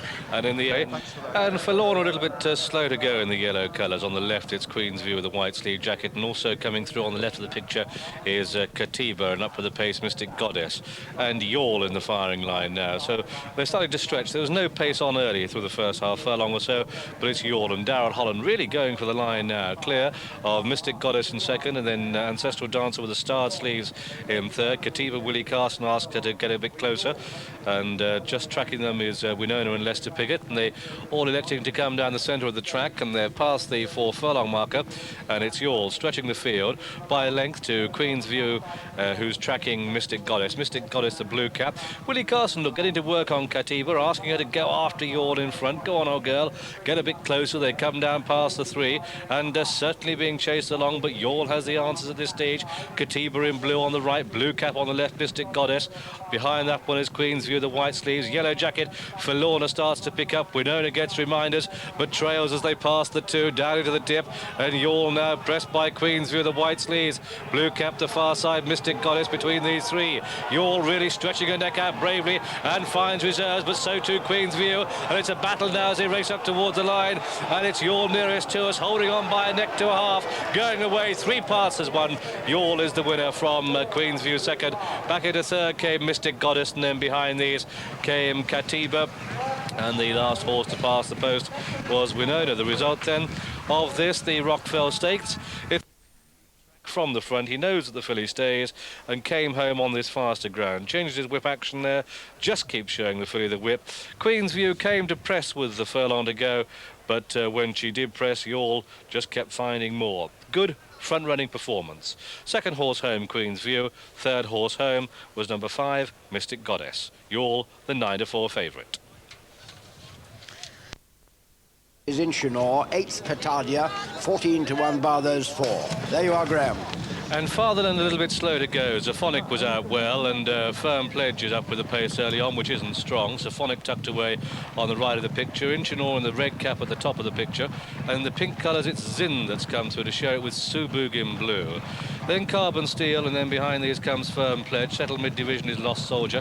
Fatherland and Leicester Piggott last of all, tracking Zaphonic. And the action of the big 2 horses is on the right, but don't rule out Inchinor on the left either. But up front, it's still Zinn who's setting the pace with Firm Pledge, the dark green, Subug in blue. And then Carbon Steel with the green cap, Inchinor further left, Petadia tucked away, then Blues Traveller. Then Zimzalabim, and Zaphonic followed through by Fatherland, and they're halfway. And it's Subug leading. Subug, the tempo just quickening now. Zaphonic starts to stride through on the second from the right of the picture, and look at this horse go. He's come to share the lead now. Zaphonic in the lead from Subug. Fatherland's after him, trying to get there, and it's Zaphonic now as they race down into the dip. Zaphonic edging over to the centre of the track. Subug and Inchinor behind, and then Firm Pledge. Fatherland's in pursuit now, but it's Zaphonic that's gone into the lead, clear by 2, beating a class field and coming away from them as they race up towards the line. It's the Lord of the Manor, Zaphonic clear up towards the line. Zaphonic absolutely annihilates the field. Inchinor's in second, very close for third with Firm Pledge and Subug, and then Fatherland outclassed. Petadia never got into the hunt at all. Carbon Steel was last of all. Well, if you worship at the altar, you can get off your knees now, because this has gone to horse number 8, Zaphonic, homebred in the colours of Khalid Abdullah, trained in France by Andre Fabre and ridden by Pat Edery, who last won this race with El Gran Senor in 1983. It's a close call for the places between, in the red cap, we can just about make out that red cap on the far side of Inchinor, that one ridden by Richard Quinn. Nearest to us in the dark green is Firm Pledge, and between the pair is the filly Subug, who's won a cracking race. Fatherland is the one that's running the rail, and he's clear of Petadia, a Group 2 winner in his own right. Just very, very good. The horse has come over from, not trying to pick holes in him of course, but he has come over from stall 1, edged towards the centre of the track, but really the acceleration he showed between the 2 and the 1 was quite breathtaking. This is a very, very good horse. Zaphonic, unbeaten. Pat Edery just has to nudge him out, looks across to our camera. There you are, mate. This is a very good horse. I've seldom heard Pat so much in favour of... Pat just getting him settled in there as Zinn in the pink colours begins to take them along. Subug ran a smashing race. I just think Clive Britton's delighted with the way she's run. Always up there in the van, being tracked by Firm Pledge and Inchinor on the left. Plenty were going well here, but at the 2 furlong marker, Subug and Firm Pledge begin to go for home, and it had 1 or 2 of these others floundering in behind. Just taking a nice hold in behind there, Zaphonic with Pat Edery. Leicester looked quite happy on Fatherland, tracking them at this stage, and Lost Soldier just in front. And as Zinn begins to come under pressure, Pat says, right, OK, we better get into gear now, and goes along. Subug, though, goes with him. She quickens up nicely. But from here on in, it was all over, John. Yes, poor Leicester had ridden Fatherland, appeared to ride Fatherland for speed. And the trouble is, he found himself chasing thin air. When he asked Fatherland to quicken, the other quickening had already been done. And it only took 100 yards for this fellow to leave or open up that gap between Inchinor and Subug. Stalls, under orders, and they're running. And the grey Environment Friend just rather missed the break, was slow out of the stalls, and so too Roderigo Triano, steadied right at the back of the field. And the first one to go on is Shuelan. Shuelan, after half a furlong, leads from Pollen Count now with the white cap.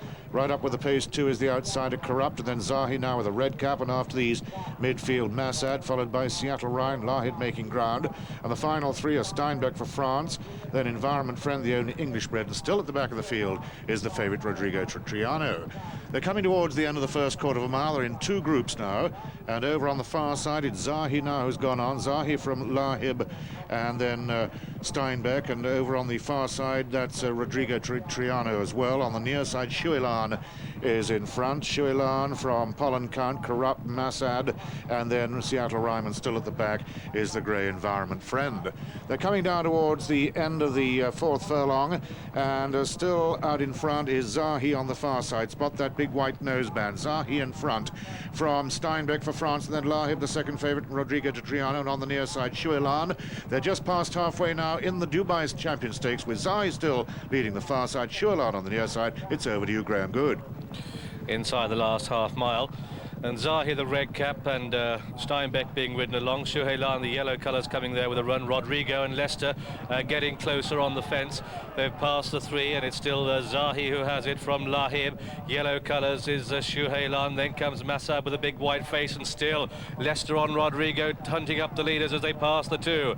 And it's Zahi and Lahib and Shuelan and Roderigo de Triano and Massad on the outside, then Steinbeck, Environment Friend, the grey down the centre of the track, but Roderigo is poised to go. A furlong inside the final furlong, and it's Lahib and Roderigo de Triano. That confidence in the ring matched by Leicester's confidence in the race. Lahib tries to fight back, but Roderigo de Triano takes it by a neck to a half. Roderigo de Triano beats Lahib. It's a very close call for third between Environment Friend and Shuelan, and behind these came Steinbeck and Massad, and the field trail back to Pollen Count, who was last of all.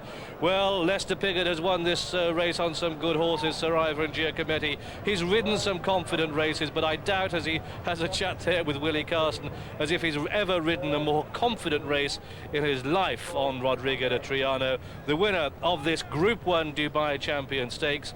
The horse has won 5 Group 1 races now, and a superb action inside the final furlong, with Leicester at his brilliant best on a horse that he knew had a lot of ability, but so too did Lahib. Not in the picture. Yes, he is. Of course he is in the picture, in the pale coloured cap there. But it's Leicester on Roderigo de Triano, in the blue sleeves on the right, the spotted cap. And as they come up towards the line, he just has to ask Roderigo to find that little bit more. And this incredibly game horse, son of El Gran Senor, does just that. Leicester driving to the line, looks across, he's got the measure of Willie Carson up towards a post, and Leicester's done it again. Another Group 1 winner this year. Well, they did all put in at the last minute to grab a chance of the action and chance of this Group 1 race. 5-4 Armiger at the off, and that looks not particularly good value, but you never can tell. A minute later could be very good indeed. Marilet slowly away, and Noyan is making a name for himself, leading in this Group 1 race by a length to Newton's Law, with tucked in away third is Zinn, that's the red cap ridden along, and on the outside Wokingham, the purple cap. Off the pace is Armiger, that's the Khalid Abdallah colours of green, position 5. Ivanka well placed 6. Desert Secret blue on the outside 7. Marilet is in 8th place. Mucker made off the rail 9, and the yellow cap Reddenham is one of the trailers. But the mud's certainly flying as they start the turn into the home straight, come down towards the halfway stage, and it's Noyan leading from Newton's Law, with Wokingham wide, Zinn the rail, Armiger travelling well, Marilet behind that, Mucker made off, and Ivanka on the extreme left.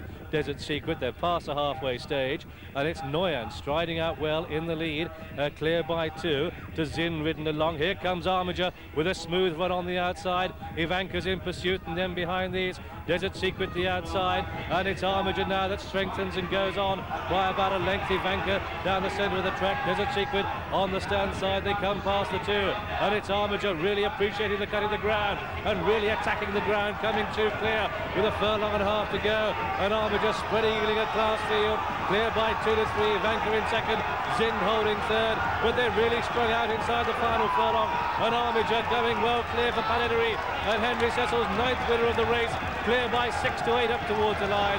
Armiger takes it very impressively indeed, and Armiger is the winner. Ivanka is second, Zind is third, Desert Secret 4, Noyan 5, and then came Newton's Law, followed by Redden and Muck. Just keep their heads back. Beach Road turning goes round behind the others. He's refused to start before now. Richard Guest just jogging him in. The young horse, Gale again, he's turned too. It's Milford Key over on the far side. This looks like it. Keep their noses off, jockey. I can't get the tape up. Beach Road turns again. Sirrah J turns. Spot the diamond on his colours. That's it? Or is it? Beach Road looking reluctant. Being turned again by Richard Guest. When he comes in, he'll surely let him go this time. No, it's turning, I can't. Golden Free's turn now. And Milford Key with Peter Scudamore right over on the left. This looks like it. They're away. And Beach Road has started all right. Tipping Tim, one of the early leaders, with Howe Street and Golden Freeze a little bit slower way as they jump the first, and all safely over it. All safely over the first of the 15 fences, with Sirrah J going up to join Milford Key on the outside, Howe Street the grey on the near side, and those three disputing it, with another Coral very prominent in 4, with Brandeston 5, but it's Sirrah J setting a very fast gallop with the grey Howe Street, then Brandeston on the outside of Milford Key, and then comes another Coral, and then King's Fountain on his outside as they jump the third, and behind him is Space Fair, and then comes Torren Field, and one of the back markers is Gale again, and so quite a long run towards the next. Right over in the murk here with Howe Street and Sirrah J setting a really fast pace. Milford Key in third, behind him comes King's Fountain, then on the inside another Coral. Howe Street, as they come to this, Howe Street lands in the lead from Sirrah J, then Brandeston, who's jumped right up there. General Idea is one of the back markers at the moment as they jump the fifth. Howe Street, the grey, leads Sirrah J and Brandeston. Then Milford Key over on the far side, quite prominent is Golden Freeze. Just in behind Golden Freeze is Torren Field. Coming now down towards the fence, that'll be the last on the next circuit. Number 6, and Brandeston has taken it up now from Howe Street. Sirrah J comes next in third, then comes Golden Freeze 4. Then Edberg, with Edberg is Nos Naguiha, King's Fountain on the far side, another Coral is next. Milford Key has lost quite a few places.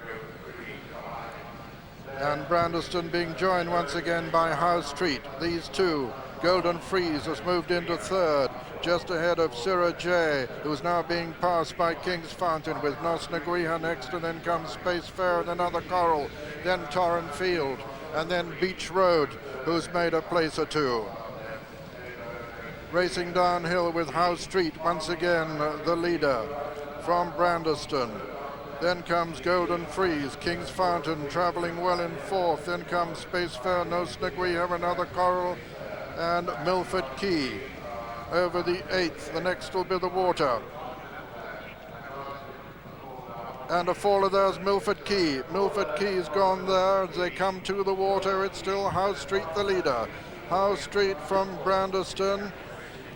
then Golden Freeze, then King's Fountain on the inside, another Coral going well, No Snaguiha still well in touch, Peter Scudamore's up on his feet all right, and here they come to the first of the ditches, with House Street the leader. House Street lands in the lead from Brandeston, there's House Street is gone, House Street a faller at that one, unseated his rider after a bad mistake of that. He's left Brandeston just in the lead from Golden Freeze as they come to the 11th. Then comes King's Fountain. On the outside of King's Fountain is General Idea, who's making quite significant progress in the sheepskin noseband, but Brandeston is the leader from the riderless grey House Street. Then King's Fountain travelling easily on the inside of General Idea. Behind them come last year's winner, another Coral. Beach Road is making quite good progress, Tipping Tim on the inside. King's Fountain a faller there. King's Fountain has gone at that one, and Brandeston is the leader from General Idea and Tipping Tim. Brandeston and Declan Murphy from Brendan Sheridan on the Irish, one of the two Irish hopes. General Idea with Tipping Tim making progress on the outside. Another Coral is 4, Beach Road is 5, Torrenfield is 6, and then comes No Snaguiha 7 as they race down now towards the third last in the Mackeson. Tipping Tim coming there strongly towards the left of the picture. General Idea on the right in the sheepskin noseband. Brandeston between horses. Another Coral still coming strongly too, and then comes Beach Road, and is Brandeston the leader from Tipping Tim, and another Coral. Then comes General Idea, who's lost a couple of places. Brandeston on the right of the picture, Tipping Tim on the left, another Coral between horses.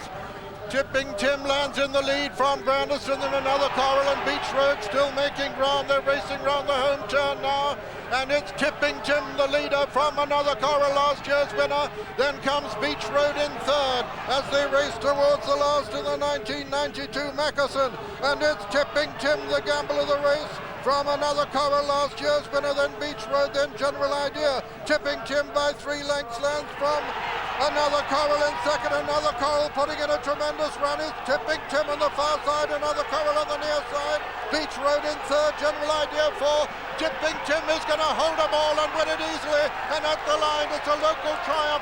Tipping Tim has won the Mackeson.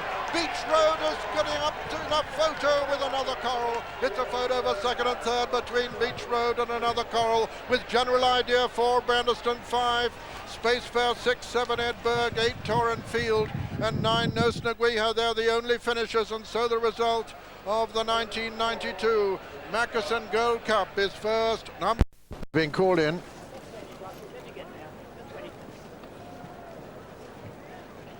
And party politics turns, otherwise they look like going first time. Several appeals to the starter. Taking a turn here, sir. Told to keep the heads back off the tape. Taking a turn, sir. No, sir, no, I'm going back. Several of them taking a turn now. This looks more like it. And they're away. Leighton Talent and Sipton Abbey, two of the first to show as they race towards the first of the 21 fences. Sipton Abbey on the inside, Twin Oaks goes up on the outer, Leighton Talent is third, and they're all safely over the first, with Bishop's Hall jumping a little bit slowly in rear. Party Politics going up on the outside now as they come to the first ditch to dispute it with Twin Oaks and Leighton Talent and Sipton Abbey. Then comes Rowlandson's Jewels and Gambling Royal. Bishop's Hall jumped it in rear. Party Politics, the giant Party Politics in the lead. They're all safely over that first ditch and coming to another plain fence. This is the third. Party Politics lands in the lead from Twin Oaks, Leighton Talent on the inside. Rowlandson's Jewels comes next, then Sipton Abbey and Gambling Royal. Jadami up there on the outside, and then Mr. Boston. Then comes the fellow who's on the outside too, just in behind Jadami. That was the fourth, and all safely over that one. Now coming to the last on the far side on this first circuit, number 5, with Party Politics the leader from Twin Oaks, Leighton Talent, Rowlandson's Jewels, Sipton Abbey just in behind them, the fellow on the outside with Jadami. Then over on the far side, Chatham, who's sticking to the inner under Peter Scudamore, and who's being followed by Sparkling Flame. Bishop's Hall still one of the back markers with Captain Dibble also, and the leader still Party Politics as they swing left-handed and make their way towards the cross fence. Twin Oaks is second, then comes Leighton Talent and Sipton Abbey and Rowlandson's Jewels. number 6, this cross fence. Party Politics lobbing along in the lead here, this giant horse, by about 3 lengths from Twin Oaks. He jumps it brilliantly, the leader. Sipton Abbey jumped it third, just ahead of Leighton Talent, Gambling Royal, Rowlandson's Jewels, and behind them Chatham and Jodami, and then comes the Fellow, and still Captain Dibble and Bishop's Hall are the 2 in rear as they turn into the home straight on the first circuit. Another plain one now before the second of the ditches, and Party Politics in the lead from the veteran Twin Oaks, who's being followed by Sipton Abbey, Leighton Talent, Rowlandson's Jewels. That was the 7th, and they all jumped the 7th well. Now coming to the second of the ditches with Party Politics clear of his field. Twin Oaks jumps it second. Sipton Abbey jumped it third, 4, Leighton Talent over on the far side, then Gambling Royal and Jodami and Rowlandson's Jewels. Rowlandson's Jewels being followed by the Fellow, the top weight, and their Party Politics the leader over that one from Twin Oaks. Sipton Abbey, Leighton Talent over on the far side, Jodami, Rowlandson's Jewels, Gambling Royal coming to the 10th now. Party Politics by about 3 from Twin Oaks, who's about 4 up on Sipton Abbey. Then comes Jodami travelling well on the far side, Leighton Talent, then Gambling Royal, then the Fellow improving a little bit towards the outside as they come down now to the water for the only time. And at the water, Party Politics jumps it clear, a giant leap too, raises a gasp from the crowd, an enormous leap by this giant horse. He's about 5 clear now as he goes out onto the second circuit of Twin Oaks, the old horse. Then on Twin Oaks, following Twin Oaks is Sipton Abbey. Jodami well there too as they race right over the far side. And Captain Dibble has made good progress as well, just in behind the leaders. But Party Politics still by about 4 lengths as they come to the first in the backstretch, 12th of the 21 fences. Party Politics from Twin Oaks, Sipton Abbey, Jodami, Gambling Royal, Captain Dibble and Leighton Talent. Then Rowlandson's Jewels and the Fellow with Chatham on the inside. They're coming to the third ditch now. Party Politics clear of Twin Oaks, Sipton Abbey, Gambling Royal, Leighton Talent on the inside, Jodami, the Fellow making a little bit of progress on the outside of Bishop's Hall. Then Captain Dibble with Chatham on the inside and still going well over the 14th. And Twin Oaks made a mistake there. He got away with it. Chatham made a little bit of mistake and he didn't get away with it so well. He's lost about 3 places. Coming to the next, 7 left to jump, and it's Party Politics still in the lead from Twin Oaks, Sipton Abbey, Jodami on the outside. Then comes Gambling Royal, a blunder there by Bishop's Hall. 6 from home, right over on the far side now. Party Politics is going to jump it clear of Twin Oaks, then Sipton Abbey, then Leighton Talent, the Fellow making progress, Gambling Royal also. Jodami comes next and still travelling well. They're beginning to swing left-handed now out of the back stretch, and Party Politics and Twin Oaks going up almost to join Party Politics. Then comes Sipton Abbey, then Leighton Talent on the inside and Gambling Royal. The Fellow, the top weight, still travelling well under his big weight.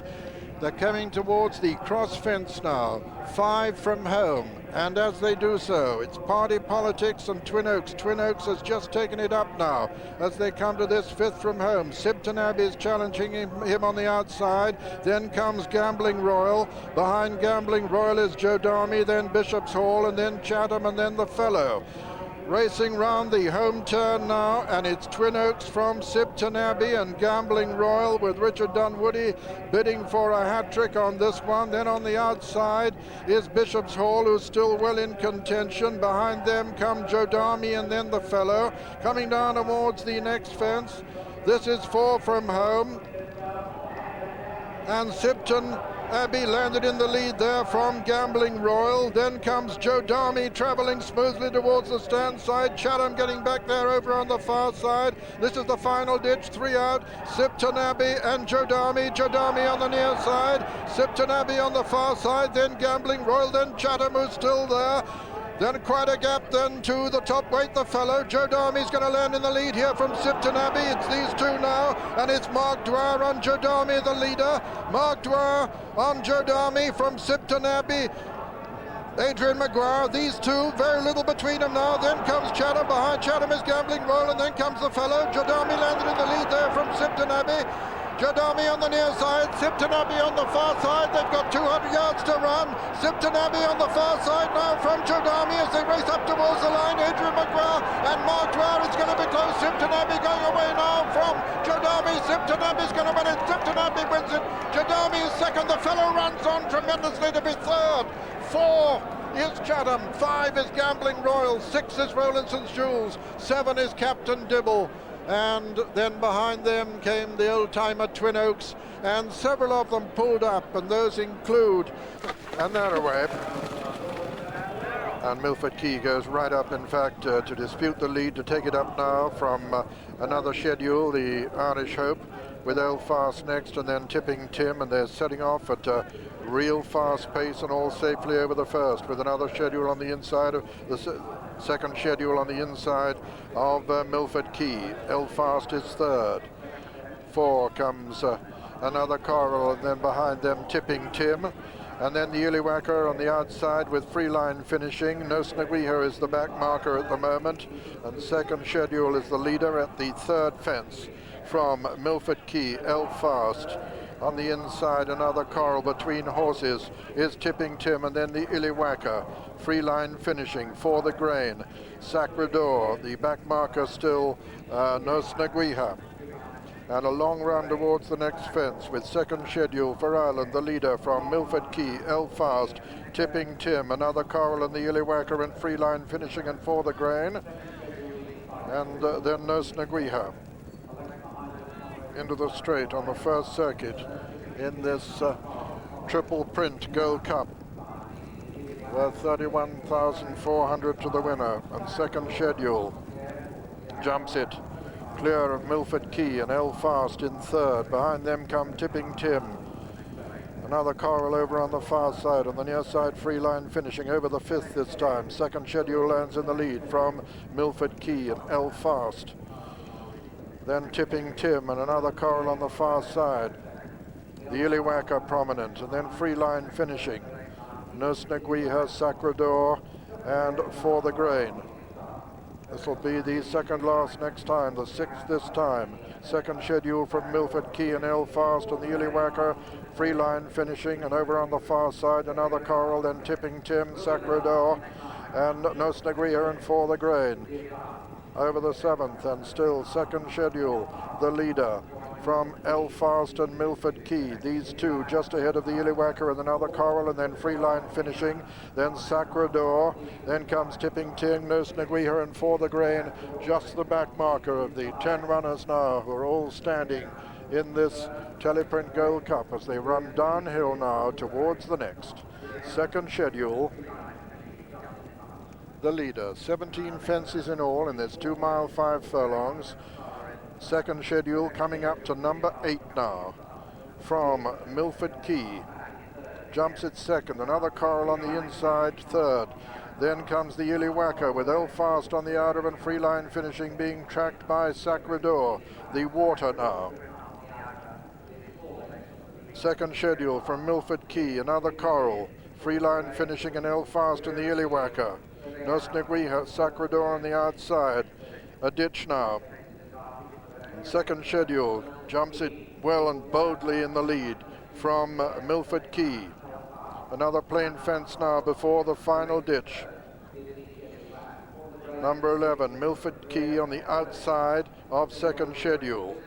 Another Coral on the inside, the Illywacker, and over on the far side is Freeline finishing with Sacrador moving ominously close to him on the outside and going well. The final ditch, 6 out now, and second schedule landed in the lead there.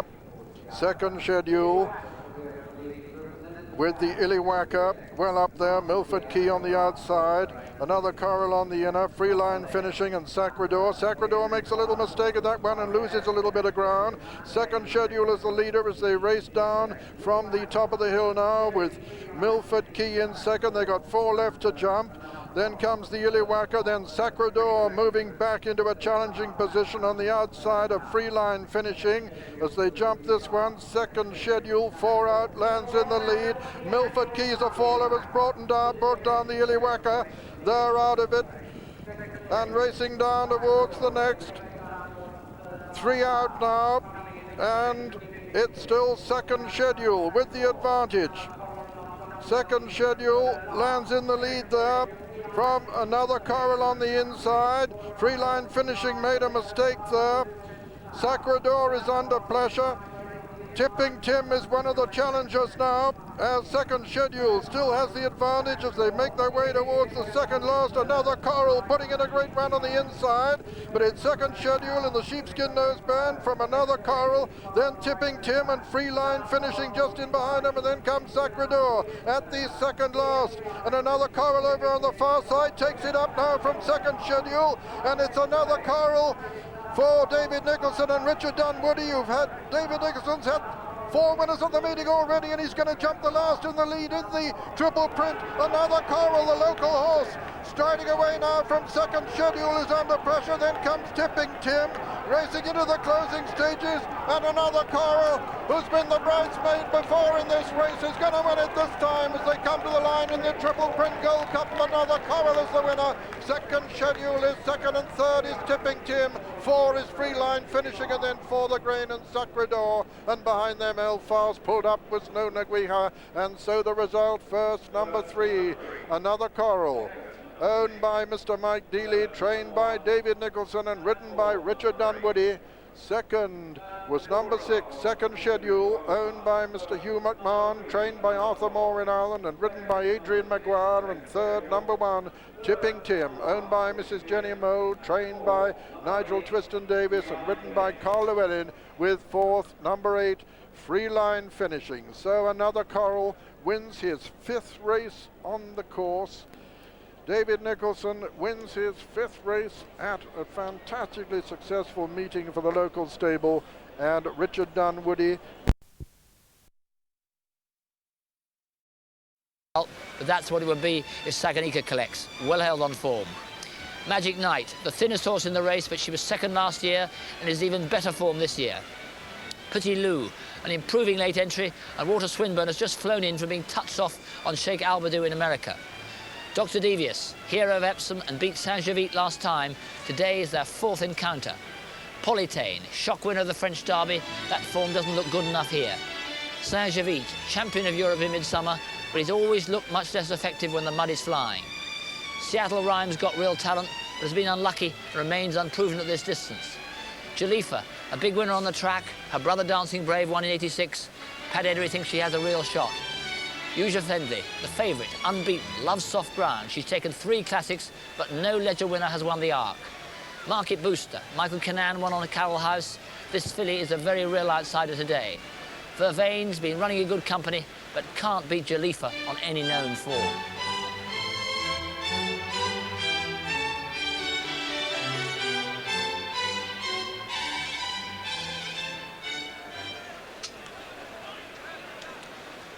Magic Knight just taking a turn or two, just getting a little bit warm down at the start.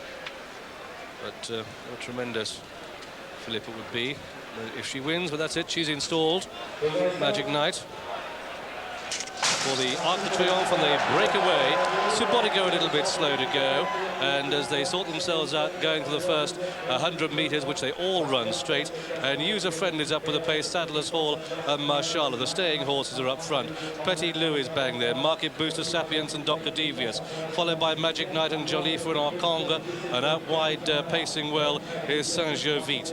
And Saint-Gervais has raced through on the outside nearest to us, but Sadler's Hall the rail. Between the two is Petit Lou and Sapiens in yellow. Yellow colours the rail Marshala, User Friendly taken back by George Duffield, and then behind these Dr. Devious mid-division. On the extreme right of the picture off the pace are both Seattle Rhyme and Vervain, and the back marker is Dear Doctor. User Friendly taking quite a keen hold, but look at this, an attacking ride by Christy Roche on Saint-Gervais. He leads by about a half to Sapiens the rails, and User Friendly wide of the placed horses Sadler's Hall and Petit Lou, following through Seattle Seattle Rhyme, and then behind that one is Subotica taking slightly closer order now. Jollifer is out the back. Dr. Devious is mid-division, and they're going a good gallop as they begin their first turn and head down towards the halfway stage, and it's Sapience leading. Sapience sharing it with Saint-Gervais, a length back to user-friendly in the yellow colour. Seattle Rhyme out wide. Petit Lou is running the rail. Mashallah is tucked in behind these, and they begin the turn at the far end of the track, and as they do so, it's Sapience the rail, with on the outside Saint-Gervais, user-friendly, and Petit Lou close up. Saddler's Hall the rail, and then behind these comes Seattle Rhyme. Nobody yet to commit. Vervain, Market Booster is off the pace. Hong Kong will be looking for room. Mashallah hemmed in on the rail as they pass the halfway stage, and they've just got one more significant bend to make, and it's Saint-Gervais 3 wide of the rail. Sapience the rail. User-friendly is there with a chance. Petit Lou, Saddler's Hall and Willie Carson, the pale blue colours the rail, and then Seattle Rhyme. Subotica's getting closer, and Dr. Devious isn't out of it. This is the final bend, and now it's a rush to the line, and it's Saint-Gervais, the blue cap, Sapience the rail, user-friendly, the white cap down the centre of the track. Here with a run comes Subotica. They're inside the final quarter mile, and it's user-friendly sticking up pretty head out. She's taken a length out of the field. Subotica's the main challenger, the blue cap on the outside. They're inside the final furlong now, and it's Subotica and user-friendly off the pace. Vervain and behind these, Sakanika finishing well, but it's a tough duel to the line, and it's Subotica, the black cat, under the black jacket, and it's Subotica who's going to get there. Subotica beats user-friendly with Vertamont through into third. Then came Saint-Gervais and Sakanika, and behind these Dr. Devious, a gap to Jollifer who never got into it, neither dear Doctor, and Mashallah Magic Knight never threatened at all, and behind these came Kong. The Saddler's Hall dropped out to beat Seattle Rhyme. Last of all was the French Derby winner Politain. A happy result for France, a tragic one for England.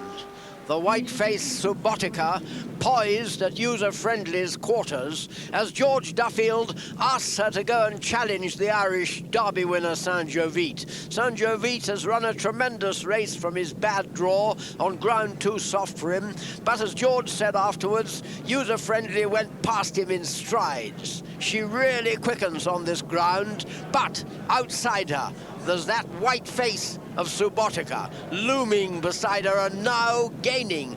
User-friendly perhaps took half a length lead, but it's gone now. Subotica's back on terms. George Duffield changes his whip into his right hand, but the whip's not needed. User-friendly's doing all she can. It's just not enough as the line comes up, and the white face of Subotica stays in front of her. Vertamond, the outsider, deprives Saint-Gervais of third place. Saint-Gervais is just in front of his old rival Dr. Devious, but Subotica's beaten user-friendly. Johnny riding back in triumph, the French champion. He threw his goggles and gloves to the crowd when he got beaten by Saddler's Hall on Subotica at Epsom. We didn't believe him. He said he was very unlucky. He was right, it turns out. And Subotica, who's won nearly £1 million, has done him proud this afternoon at Longchamp. Epsom's Coronation Cup failure. Subotica, the last show we had, 8.8 to 1. The official return is not yet in. User-friendly, runner-up in the Arc, going back to their great mare Park Top, who was runner-up in the 69 Arc, so brave in defeat. She was counter-thrusting at the end, and the rag Verdamond was third. George, so near and yet so far. So near yet so far. I just wish I'd have gone that stride quicker. I was just racing most of the race. She just wouldn't quite switch off. I got a couple chasing me up from behind, and Christie kept slowing the pace down. But when I went by him in strides. And the trouble is, the horse was just tagging on with me. I was just towing him through. I still thought I was going to hold him inside the last furlong, but the last two strides, he just got the better of me, just wore me down. I suppose long season for her. She gave her all. She's so brave. And all this sort of endless turns as you come towards the straight. Was she relaxed by then? Because just early on she didn't seem straight. She switched off the first part of the turn. The second part of the middle of the turn, when one or two just started to come and take her place and just chase her up a little bit, she just started to take hold again, just wanted to race again. But she's got such a high cruising speed, you know, you just wish to go that stride faster for you. But you can't have everything. It's been an incredible season with her. Is the best still to come with her? She's going to run I think so. I just hope they keep her in training, because she'd win a night next year. She's winning King George. She's so good. I mean, she beat the Derby winners today. I mean, on the way she's run today, she'd have probably won the English Derby. She's that good, but she just kept improving all year, and she's a credit. She really is a credit. And those first few hundred yards when she was pulling very hard, was there any way if they broke differently it would have helped? It didn't help with Christie being drawn so wide. It took him such a long time to come by me and get in front of me. Richard Quinn's horse didn't jump as quick as he would like, so it took him a while. So I'm in front of those, and they're sort of chasing me up and getting me running free, and I had to just drag her back to get behind them. George, you've got great memories of her. I have, yes. I love her to death. However they do in the Arc, for the French, Europe's top sprint, the Prix is the race they cannot win. They last took it 14 years ago. Today they have just one runner, Dream Talk, in a 9-strong field, which includes 5 British-trained horses, headed by the Leicester Piggott-ridden odds-on favourite, Mr. Brooks. 9 to 10 on Mr. Brooks, but money for last year's winner, Keen Hunter, trying to win it, become the 4th horse to win it twice, 2.7 to 1, 5.7 to 1 LBO, and Ireland's Flowing, 6.7 to 1.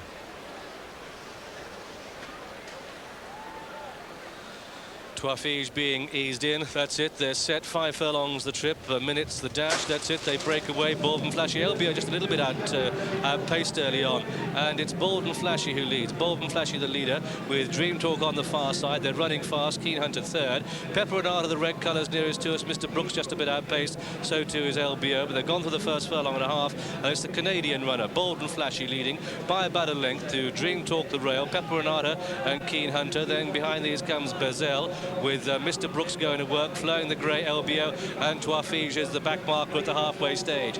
Still Bold and Flashy piling on the pace, but the others are coming to him. Leicester starts a charge on Mr. Brooks. Keen Hunter starts to go to work too. Bezel's on the outside, and they got inside the final quarter mile now. It's Keen Hunter and Mr. Brooks, the big two, who are doing battle now. Bold and Flashy is keeping on very bravely. Bezel looks cooked.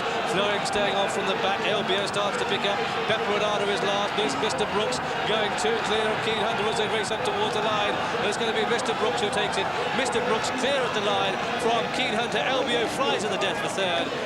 And Mr. Brooks, Britain's 19th winner of the Ave, Leicester Piggott's 4th, pays £1.90, 9 to 10 on, £1.10 for the place. Last year's winner, Keen Hunter, £1.50, and LBO, who so badly missed the break, finishing very strong, £1.40. The forecast, £4.60, and the trio, £6.70.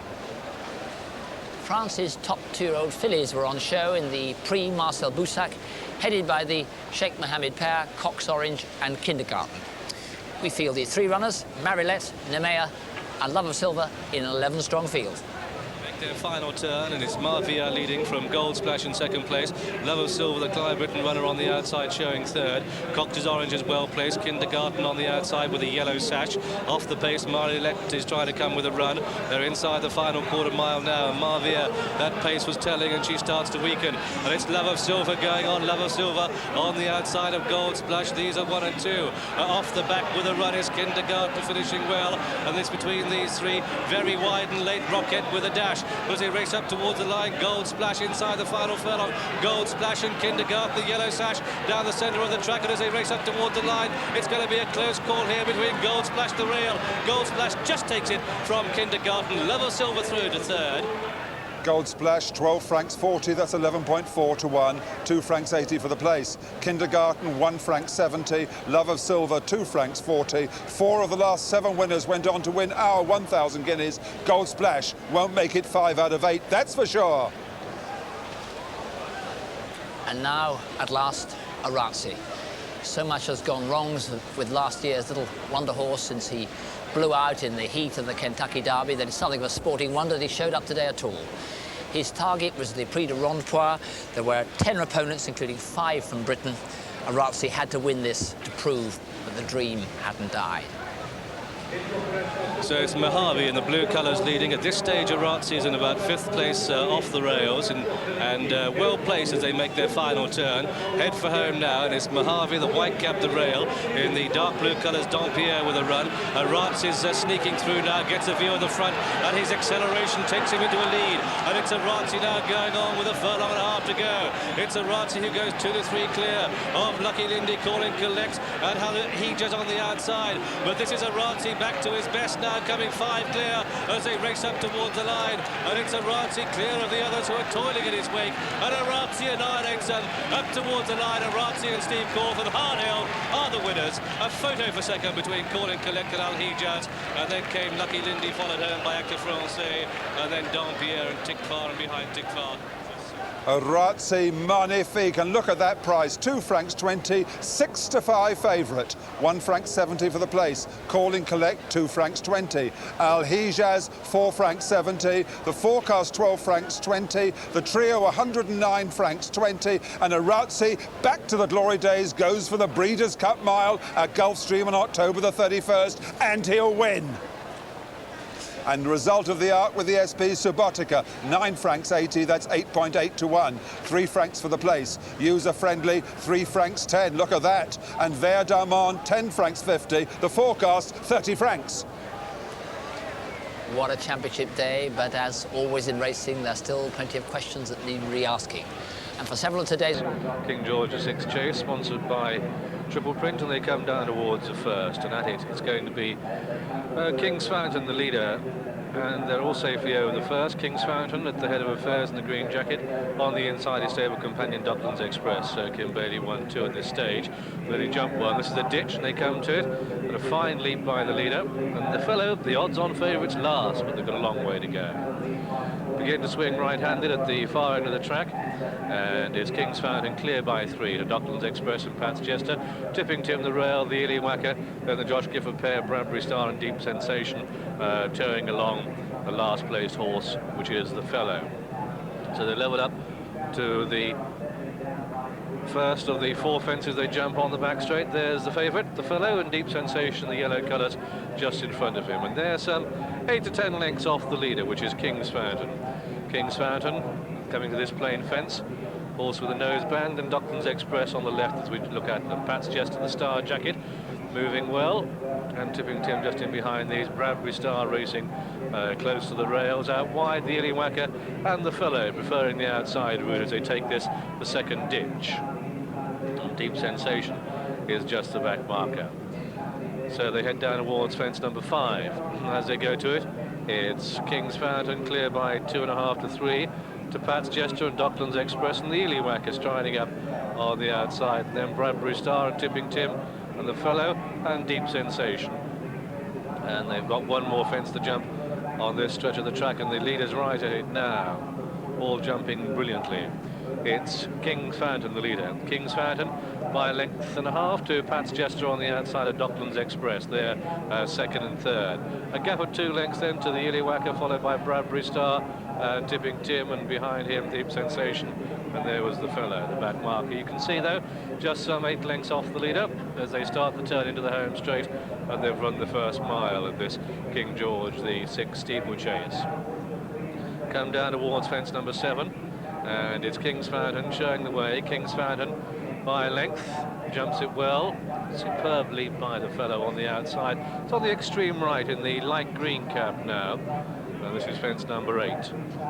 Coming to it, King's Fountain, Bradbury Star, Pat's Jester second and third, Docklands Express are really hugging the rails, then the Ely Whacker and Deep Sensation, and out wide now is Tipping Tim, and still last the fellow, but no more than 7 lengths off the leader, which is King's Fountain, joined by Pat's Jester at that fence. The Ely Whacker was the only one who was a little bit untidy, and that's the first semblance of a mistake by any of the horses in this classy field as they race up past us with a circuit to go. And they've got 10 to jump, and it's only 5 lengths now between all of them. It's King's Fountain leading from on the inside, Docklands Express, and then Pat's Jester, followed by Bradbury Star and Deep Sensation, the Ely Whacker, and out wide Tipping Tim, and then the fellow pulled out wide by Adam Conrad to come and take the water jump for the one and only time, and they all just popped over it. It's still King's Fountain and Pat's Jester in the pale colours with the stars. Star jacket, green and white, Tipping Tim getting a bit closer. Bradbury Star, the red cap as they take the next plain one. And again, the fellow just popped over it. Really treating these fences as if they were hurdles almost. This is the ditch they're coming to now, and they're all very closely grouped indeed. King's Fountain, who just has the lead, but only just from Pats Chester. Bradbury Star's getting closer, Docklands Express, and the Illywhacker and Tipping Tim, and still the fellow yet to make his move, and Deep Sensation isn't out of it, although he's last. Let's check the odds. Levels then for the fellows. Bradbury Star at 9-2, King's Fountain at 8-1, with Docklands Express at 9-1, Pats Chester at 10-1, 12-1 bar. And you'd be hard-pressed to name the winner at this stage. You've got 7 to jump in this King George VI chase, so this is coming down at 7 now. King's Fountain, done the donkey work so far. What a grand horse. Nice to see him back on the form. The even money favourites on the extreme right. 7 out this. And it's still King's Fountain from Pats Chester. The Illywhacker Tipping Tim just being nudged along. But the fellow cruising on the outside. Docklands Express, Bradbury Star on the extreme left. This is the last ditch, and King's Fountain just has it, but only just from Pats Chester. And then the Illywhacker and Tipping Tim, the fellow yet to make his move, still on a tight rein. Bradbury Star going well the inside, and they've got 5 to jump, and King's Fountain got a big leap there. The first one to crack is Tipping Tim. It's King's Fountain by a length to Pats Chester. Then the Illywhacker running a big race for an outsider. Bradbury Star the inside, and King's Fountain has gone there. King's Fountain and Peter Scudamore parted company there, and the field are bunching as they turn out of the back straight. And it's Pat Chester out in front by 3 parts of a length. Skew looks all right, bruised but not beaten. Docklands Express gets a reminder. Looking for your favourite, the fellow. Well, he's on the outside of the pack as they start the turn in now. And they've got just 3 more fences to jump. And all of a sudden, from going well, the fellow just being niggled along. The Illywhacker, Bradbury Star, Pats Chester the inside, and then Deep Sensation, the fellow on the wide outside. 3 out there, a little to choose between any of them. And the Illywhacker and Pats Chester the inside. Then comes Deep Sensation, the fellow is on the extreme right and getting closer with 2 to jump. And the Illywhacker and Pats Chester stride for stride. Here comes a fellow on the stand side, Deep Sensation, and Bradbury Star is beaten. They've got 1 to jump, and it's Pats Chester on the extreme left, but here comes a fellow on the right coming to challenge as they come to take the final fence. 3 in the air together, and the Illywhacker is the one that's cracked, and it's the fellow going on now. Pats Chester on the far side, and it's the fellow who's going to take it for the 2nd consecutive year. The fellow is the winner of the King George VI steeplechase. Pats Chester a brave race in 2nd. The Illywhacker through into 3rd. A gap of some 12 lengths then to the Gifford pair. Bradbury Star and Deep Sensation, and a gap of some 15 back to Docklands Express. And so the result then, the even money favourite has won this King George VI steeplechase. This is the fellow in the colours of the Mackeson de Moritala, trained in France by Francois Dumas. The 3rd time he's had the winner of this race, of course successful with a shock result a few years back with Uppsala. And I must say, I thought it was going to be a shock here, because the Illywhacker, but for that mistake at the last, could have made the fellow pull out even more. But this little 7-year-old, this big 7-year-old certainly loves Kempton. He won the race last year in a track record time. It wasn't a track record on this occasion, but he's done the job well. Levels, you devils, even money favourite, the fellow coming home under Adam Conrad, taking this, the King George VI steeplechase, for the 2nd year, and a victory punch deserved too. What a brilliant jumper. Well, they called Gladiateur the Avenger of Waterloo. The fellow hadn't got anything to avenge. He repeated last year's triumph, but this time what brilliant style and class he showed. And what about Adam Conrad? All the way, quietly creeping round the outside, allowing 2 outsiders to lead him into the straight, lead him by quite a long way, but coolly, calmly, he delivered the final thrust, and how deadly it was. Gave him a really smashing ride, this horse, because any one of them had a chance when they were jumping the last on the far side, when King's Fountain and P. Skew parted company. Never picked his whip up once, just kept pushing away, hands and heels. And, no wonder he's got a big smile on his face. Well, they certainly deserve a welcome, and I'm sure they'll get one.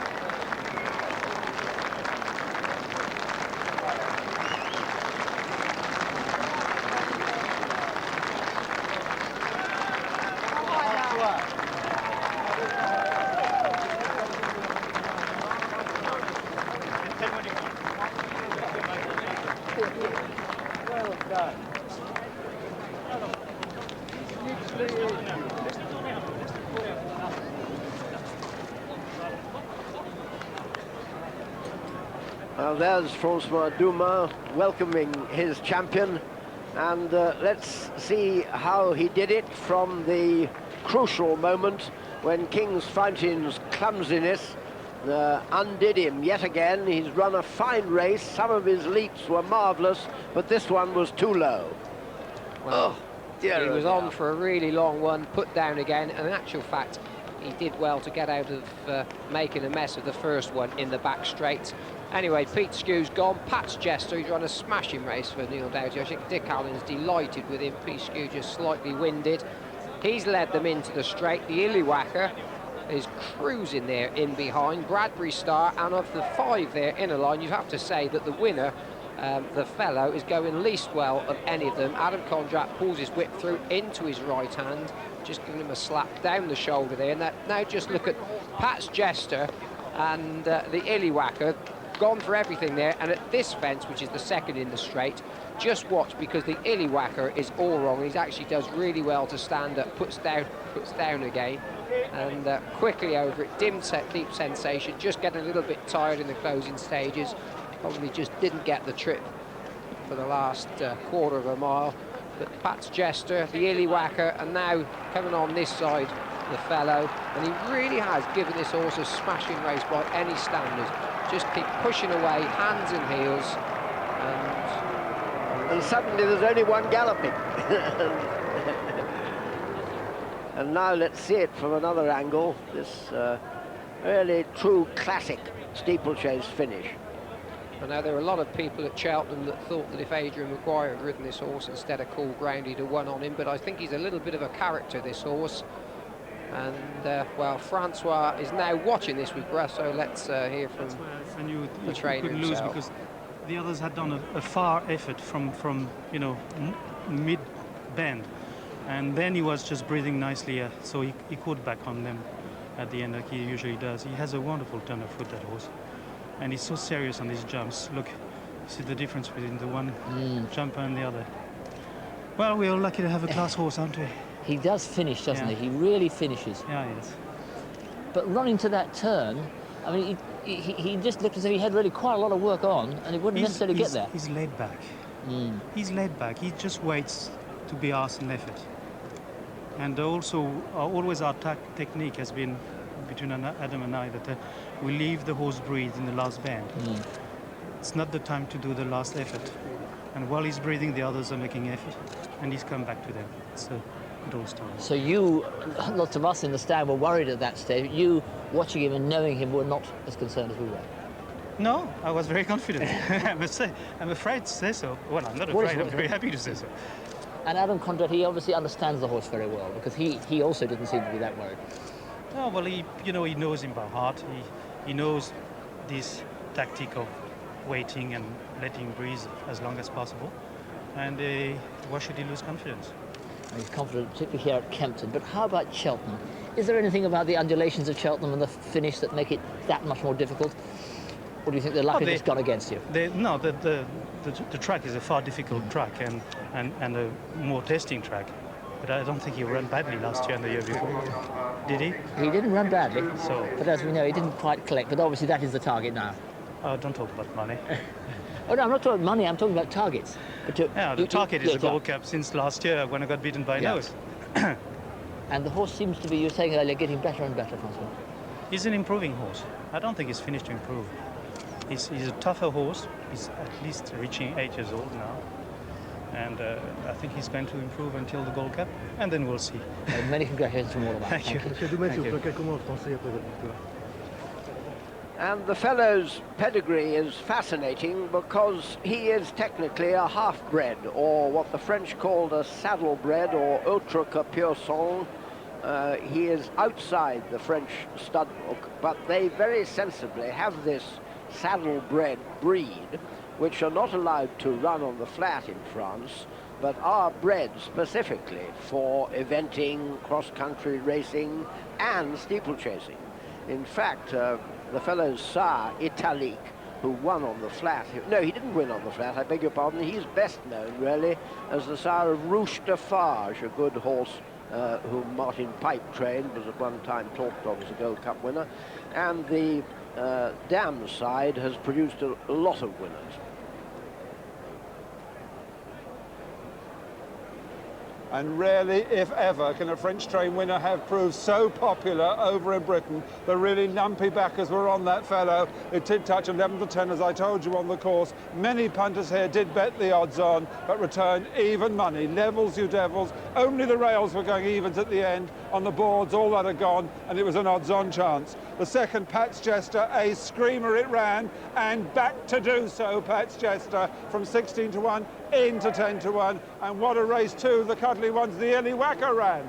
50 to 1 it was in the offices this morning, 25 to 1 on the course, returned 20 to 1 against the Illiwaka. And that fellow, the 21st favourite in 42 runnings of the King George to win, like Desi's hat-trick when he was favourite, Barrow Hill Lad, Wayward Lad and Silverbuck in the early 80s. And from 8 runners in the race for France, this is the third winner, the fellow twice, and Napsala, and he's the 8th horse to win the King George at least twice. And look at the list that now the fellow joins. Desi, who won it 4 times, Wayward Lad 3 times, Silverbuck in 79 and 80, earlier in the 70s, Captain Christie and Pendle, and back to the 50s, Mandarin and Halloween. They are the greats of steeplechasing. The fellow joins them, twice beaten in the Gold Cup, both races he should have won, certain now to be favourite for the Gold Cup. And all that France needs to complete a memorable 6 months will be Zaphonic to win the 2,000 guineas.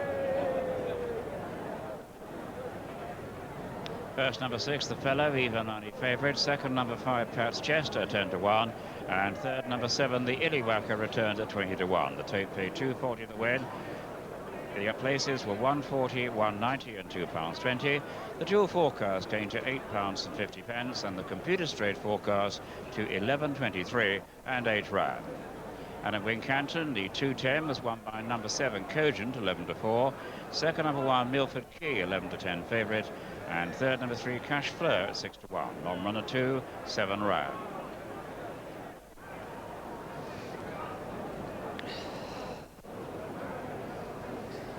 This tremendous trophy for the King George VI, 10% extra, free, no doubt that's to do with the sponsors, but here, the presentation of the King George of 1992. Ladies and gentlemen, you join us for the presentation of the trophies for this our feature race today. This is the Grade 1 King George VI steeplechase, kindly sponsored by Triple Print, and the presentation today was made by Chairman of the sponsoring company, Mr. George Ward, to whom we'd like to express our sincere appreciation for his most generous support of today's programme. We begin with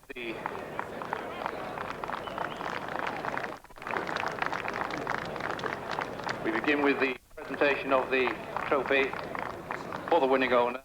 Regrettably, the Marchesa de Moratella unable to be with us today, but here to receive the trophy on her behalf. He's won this race now 3 times.